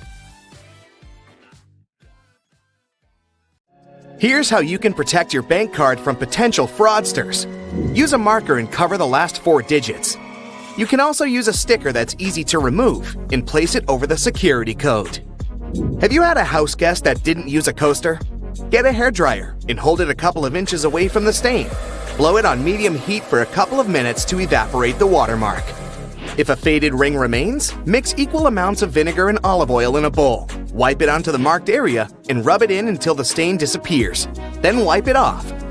Don't waste time scrubbing the burnt stains off the bottom of a pan. Instead, fill it with water and add 3 tablespoons of salt. Let it sit overnight as the salt dissolves the burnt marks, and in the morning, pour the water out of the pan. This way, it will be much easier to scrub all that grease off. Picture this. You're on vacation and your shirt has become all crinkled inside the luggage. You need it tonight, but the hotel doesn't have an iron. Don't panic. Hang the shirt up in the bathroom, and while you relax in a hot shower, the heat and moisture will unwrinkle your shirt. It won't be perfect, but it will get much better without any effort. The football is on, and it turns out you've run out of standard batteries. You can use a smaller battery instead that easily fits inside. Now take some aluminum foil and crunch it up. Fit it into the gap on the negative or flat end of the battery. All done. You can turn on the TV now. Once your flip-flops crack and the plug easily slips out of the hole, it's normally a sign that you need a new pair. But there's a way to extend their mileage. Push the plug back through the hole, then take a bread clip and attach it to the end. The clip will provide enough support for the plug to remain in place. You've received a package and the receipt is taped on. You've managed to detach it from the box. But how to separate the tape without ripping the paper? Hold both ends of the tape apart, and by pulling it slowly, the tape stretches and separates itself from the paper without tearing it apart. Ziploc bags are perfect to keep things dry, but it would be great if they were larger. Take two and turn one of them inside out. They can now connect and work as one large bag, big enough to protect a keyboard. There's no need to carry your keys in your hand when you go for a jog. Instead, put them inside your pocket, take a rubber band, then tie it around the pocket from the inside. This stops the keys from falling out. You've broken your key in the door. It's stuck. Great. Arranging for a locksmith could cost up to $100, but for a cheaper and quicker option, try using a hot glue stick. Heat the end with a lighter, and once it's warm enough to melt, push the glue into the keyhole. The melted glue will enter the available space, covering part of the key. Once it cools, it compresses and gains a strong hold of the key's end. Now, just pull it out. If you need to siphon liquid through a hose and want to avoid using your mouth, put one end in the liquid and hold the other upwards with your thumb closing the top. Now shake up and down. This jiggle motion pushes liquid upwards, a little each time. And once it reaches the top, lower the exit point and let gravity do the rest. You've left your keys locked inside the car. It's an older model with a roll-down window. You could get the coat hanger and begin the long process of finding the lock. Or use duct tape. Make about 20 2-foot-long strands. Stick them onto the window, allowing enough room for the tape to grab onto at the bottom. Then with a friend, take the ends of the tape, holding them together, and pull downwards. The force will allow the window to lower enough that you can unlock the door. While drilling long screws into hardwood, your old drill might not have enough power, leaving them only halfway in. Before the drill gives up, get a block of wax and scrape the edges of the screws with it. The wax works like a lubricant, melting as it gets warm and providing easy entry for the screw. You're out camping, but you didn't bring anything to light the barbecue. Take a small plastic bag that won't leak, fill it up with water, and close it tight, making a round bubble. Hold it over where you want to catch the light from the sun. The bag of water will work like a magnifying glass, starting up the barbecue, just as long as it's a sunny day. Missing a corkscrew or a cork breaking halfway? By using a stove lighter, heat the top of the bottle. The heat slightly expands the glass, and this forces the cork out the top. You've superglued your fingers again. Take some salt and pour it on top of your stuck fingers. Put your fingers into the water and slowly rub. The mixture will dissolve the glue and release you in no time. While hanging up a painting, it can be impossible to find that stubborn nail. Place a fork upside down and insert it so the nail is in between the middle fork teeth. The fork has provided a long arm that's separated from the wall, making it easier to slip the string of the painting over the nail. Once it's perfectly balanced, simply remove the fork. You need to put a cake into a container, but taking it out again later by lifting it up from the inside might ruin the cake. Put the lid upside down and place the cake on the lid. The base of the container is now the lid, making it much easier to access, slice by slice. Pour out water more efficiently from large jugs and bottles by swirling. This will make the liquid inside spin, creating a vortex. The vortex allows for the air to flow back into the bottle as the water pours out, much faster than the glugging alternative. There's an easier and less messy way to remove eggshells from a boiled egg. Once fully boiled, crack the shell on both ends by tapping them. On one end, pinch off the shell. Use the opened end to blow with your mouth. The force of air will push the flesh and expand the eggshell, forcing out the egg undamaged. When the hinges of your laptop break, repairing them can cost up to $300. A far cheaper fix is to buy a picture frame and tape it to the back of the screen. You've dropped a small piece of jewelry on the floor, seemingly impossible to find. Take a stocking and place it over the end of the vacuum hose. Give the area a good vacuum and check the end periodically. You will eventually find it sitting at the end. You've drilled a hole in the wall, but the drill hole is now too wide. Remove the screw and find an object that is slightly shorter and thinner. Pieces of plastic, small wires, paper clips, or even toothpicks are perfect. Place whichever item you find inside the hole. It's filled the gap enough so the screw will now re-enter securely. Taking the trash out can put you in a gross scenario of getting bin juice on you. A great way to avoid this is by placing old papers at the bottom of the bag. Now, not only does it absorb all the liquids from the food and other sources, but also helps prevent bad smells from forming within a bin. Nobody likes mosquitoes, and pesticides are pricey. A cheap alternative is to take a plastic bottle and cut the top part off from the bottom of the funnel. After removing it, turn it upside down and put it inside the bottle.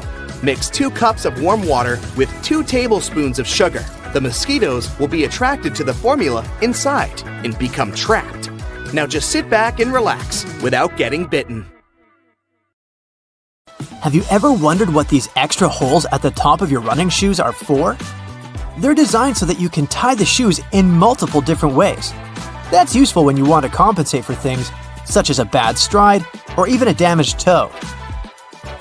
Plus, you can change the look of your shoes the way you prefer. Many people use a dust jacket of their book as a bookmarker. No problem with that, it will save your book from bent page corners. But the primary purpose of a dust cover is to keep the book safe from distortions. For instance, if you spill juice or drop some of the food on your book while reading it. The Tic Tac dispenser has this little groove on its top, so you can dispense only 1 Tic Tac at a time. Even though, let's be honest here, nobody does that.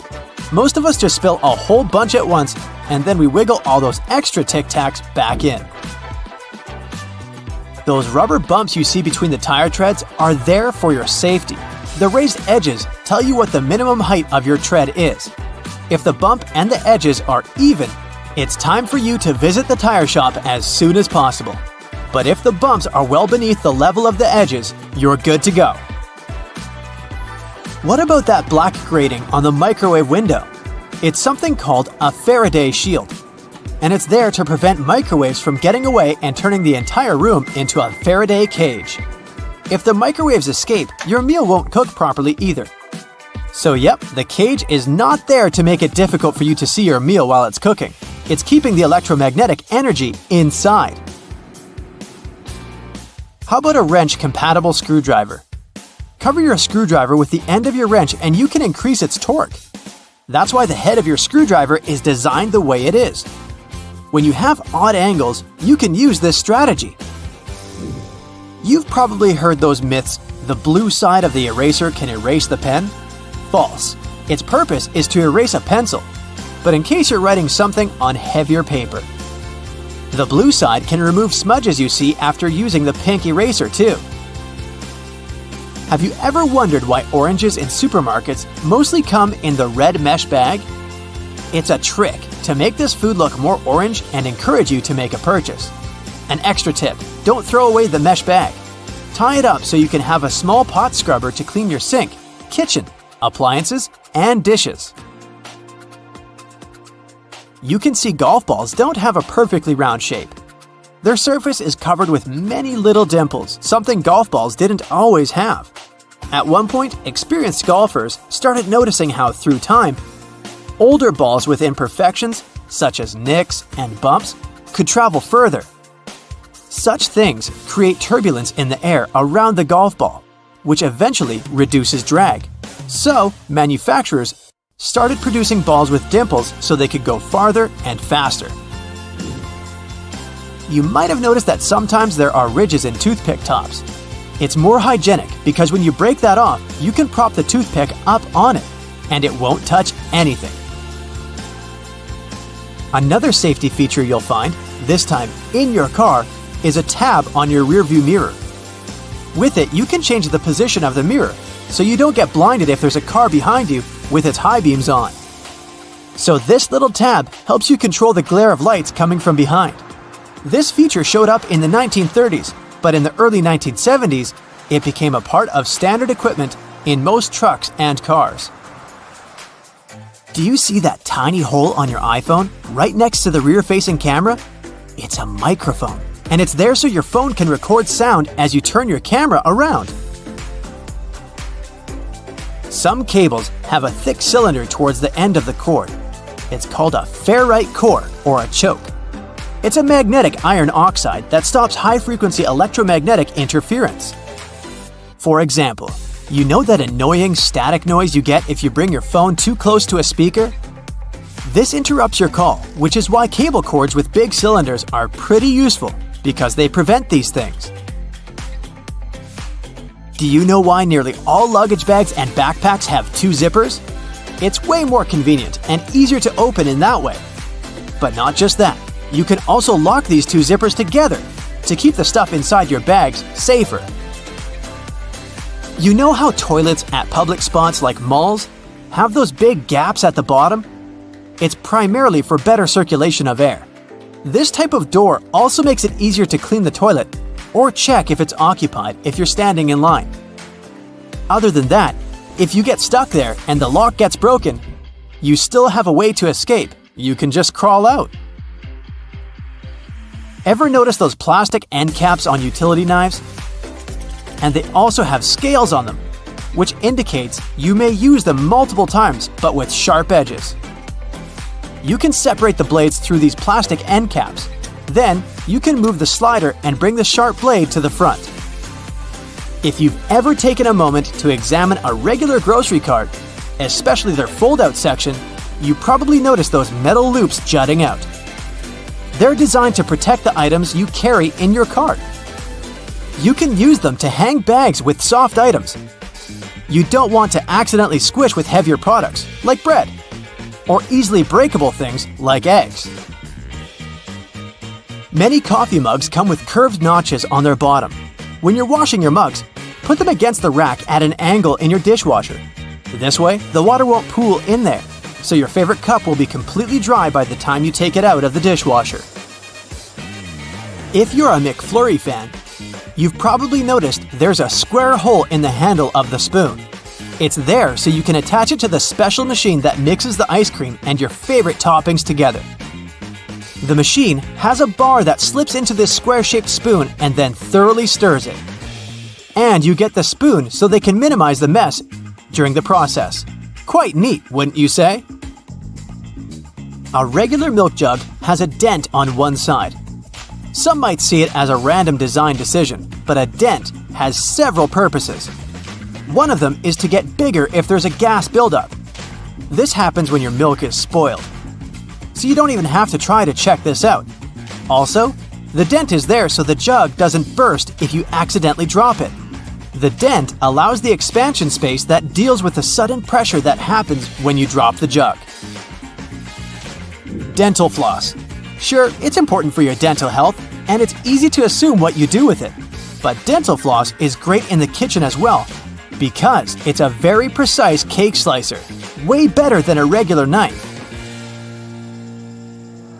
Most kitchen shears have a serrated opening right there at the center where the blades and handles meet. It's something you can use to trim difficult herbs such as rosemary, thyme, or chives. Because of this opening, you don't need to pick the leaves off by hand, but de-stem them in one motion. The majority of gelatin containers or single-serving yogurts come with a tinfoil lid, and in most cases, you can use this covering as a disposable spoon. Just peel away the covering, and after a couple of simple folds, you'll have a perfect little spoon for your midday snack. You've probably heard that when a burglar decides which house to target, they start by casing it. This means that they watch the owners, find out information about their routine, and determine the best time for entering their home. By the time they're ready to commit the crime, they already know for sure when there won't be anybody inside or when the owners will be distracted. One of the tricks thieves use to gather information about your routine is so simple that you may not even give it a second thought.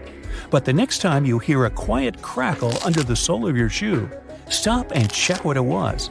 The chances are high that you'll find yourself face to face with a crushed cookie.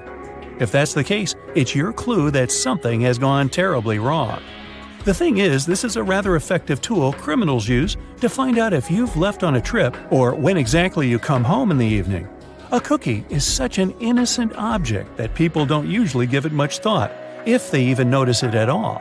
You arrive home, step on the cookie, make it crumble, and automatically reveal all your secrets to burglars. They know for sure if the house is lived in and can also figure out the schedule of its owners. Things get even worse if you're away from home. The cookie under the doormat remains whole, thus alerting criminals that the house is perfect for a break-in. So, if you find some treats under your doormat, that's pretty bad news. Someone is interested in your house and watching it. It might be a good idea to notify the police or take some safety measures. Now, the ploy with a cookie is just one of the numerous tricks used by burglars. One more sign that can alert you to the fact that you're being watched is white pebbles left near the house or in the driveway. This means that a criminal has already visited your home and marked it as worth entering. Another reason why thieves may have left the pebbles is to indicate that your house stays empty during the day. So, if you're walking along the street and notice a USB flash drive sticking out of a curb or a wall, don't get confused. You have most likely stumbled across a dead drop. Despite its ominous name, this is a global art project that has borrowed some tricks from the world of spies and espionage. Lots of people who know about this project are happy to be able to put on their black coat and dark sunglasses and go to swap confidential information with others. The thing is that many decades ago, spies had their own ways to exchange secret materials. There was a live drop when spies met in person, but this was often extremely dangerous. That's why a dead drop system was invented. In this case, some loose bricks in a wall in an alleyway hid important documents that had to be picked up later. Nowadays, there are more than 1,500 dead drops all over the world, and the accumulated data on these flash drives reaches 10 terabytes. You can come across a dead drop on any continent you visit, except Antarctica, maybe because there are not so many walls there. So, if you find one, what do you do with it? First of all, it's highly inadvisable to connect random USB flash drives to your computer. You never know what viruses are lurking there, looking forward to destroying your hard drive content. And while risk is a part of the game, don't overdo it. If you're 100% sure that you want to play, secure your computer as well as you can, or even better. Secondly, you can't even guess what information will be waiting for you on a flash drive. Anyone can download videos, photos, or text files, and this has already led to several problems. Speaking of which, have you got a parcel with a USB stick in it? Whatever you decide to do with it, don't plug the flash drive in. Such cases have been more and more frequent in Australia. The police warn people that hackers have invented a new tactic. They drop unmarked memory sticks to letterboxes. It'll probably come as no surprise that these devices contain malware able to mess up your computer. They evidently rely on human curiosity and, in all honesty, it pays off. People can't fight an inexplicable desire to check the contents of a mysterious gift. As a result, almost half of USB sticks received by post get plugged in. After that, people start having serious problems with their laptops and computers. For example, fraudulent media begins to stream service offers, or computer viruses harm files and programs on a PC. So, no touching the free flash drive, okay? Now, you leave a shopping mall, your office, an airport, and go to the parking lot to find your car. You unlock it and put the key in the ignition. When you're about to start your vehicle and drive away, you see something strange on your windshield. Is that a $100 bill wrapped around your wiper? Oh, you could certainly find a way to spend this unexpected gift. But do you really think someone accidentally put money on your windshield and forgot all about it? Beware, this is nothing but a ruse. Because as soon as you get out of your car to get a closer look at this mysterious banknote, the owner of the banknote will take action. They will get into your car and drive off at a record-breaking speed. Let's admit that no one would turn off their ignition and take their belongings with them if they got out of their car to check the windshield for a C note.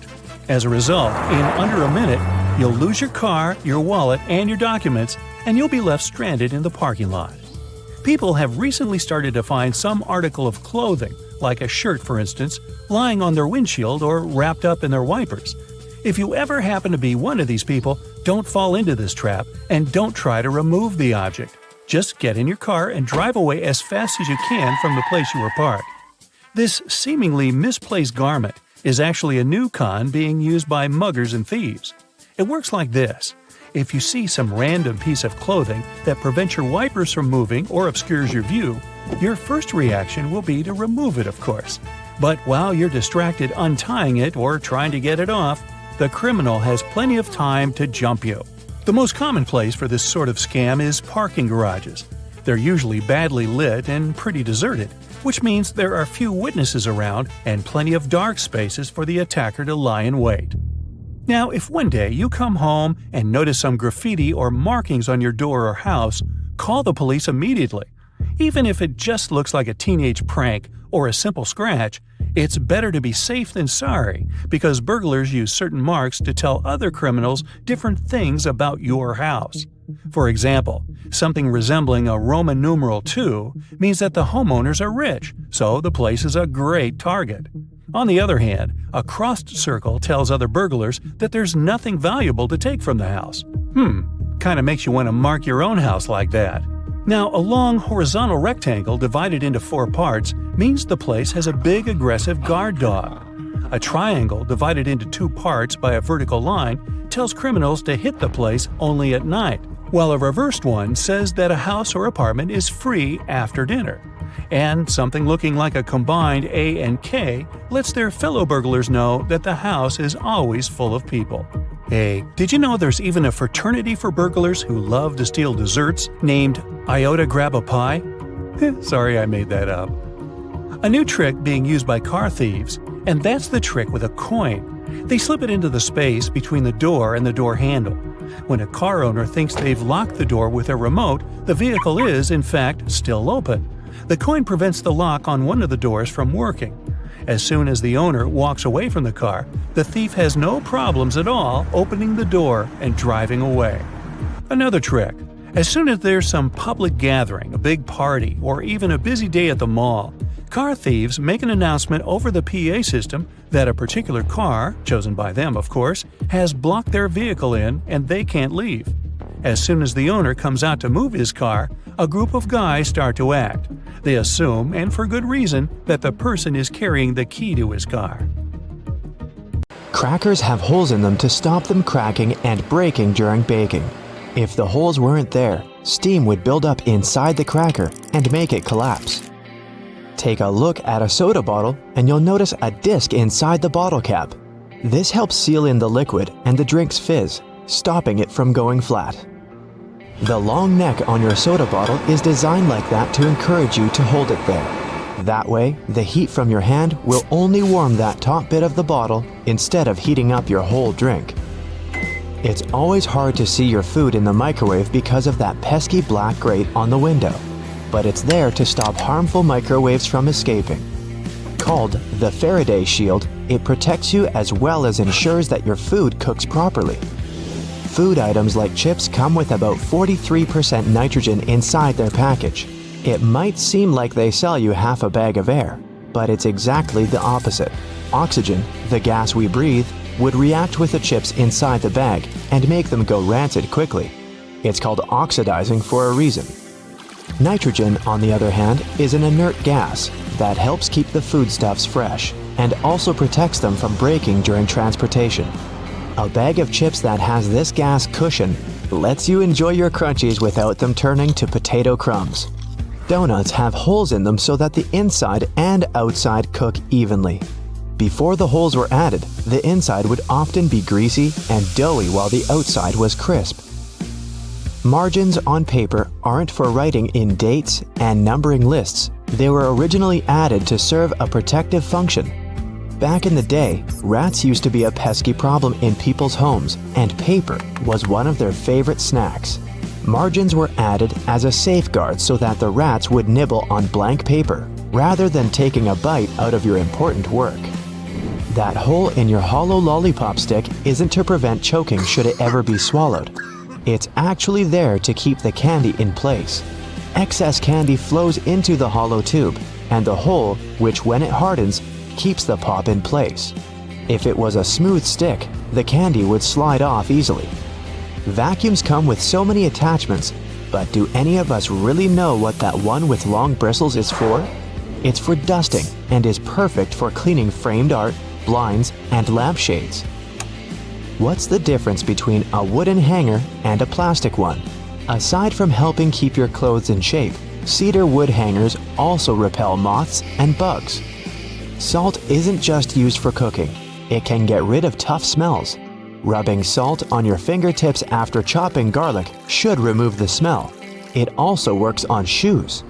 Toasters have a secret slide in the bottom that can be removed, so you can clean out all those annoying breadcrumbs. If you ever had problems with popping chocolates from the box, look at those little holes around them. They're there to help you. If you push a hole right next to the candy, it'll jump out easily. When you take a sip from a coffee cup with a lid, it decreases air pressure inside the cup, so air tries to get in. The tiny hole on the lid allows air to enter that way.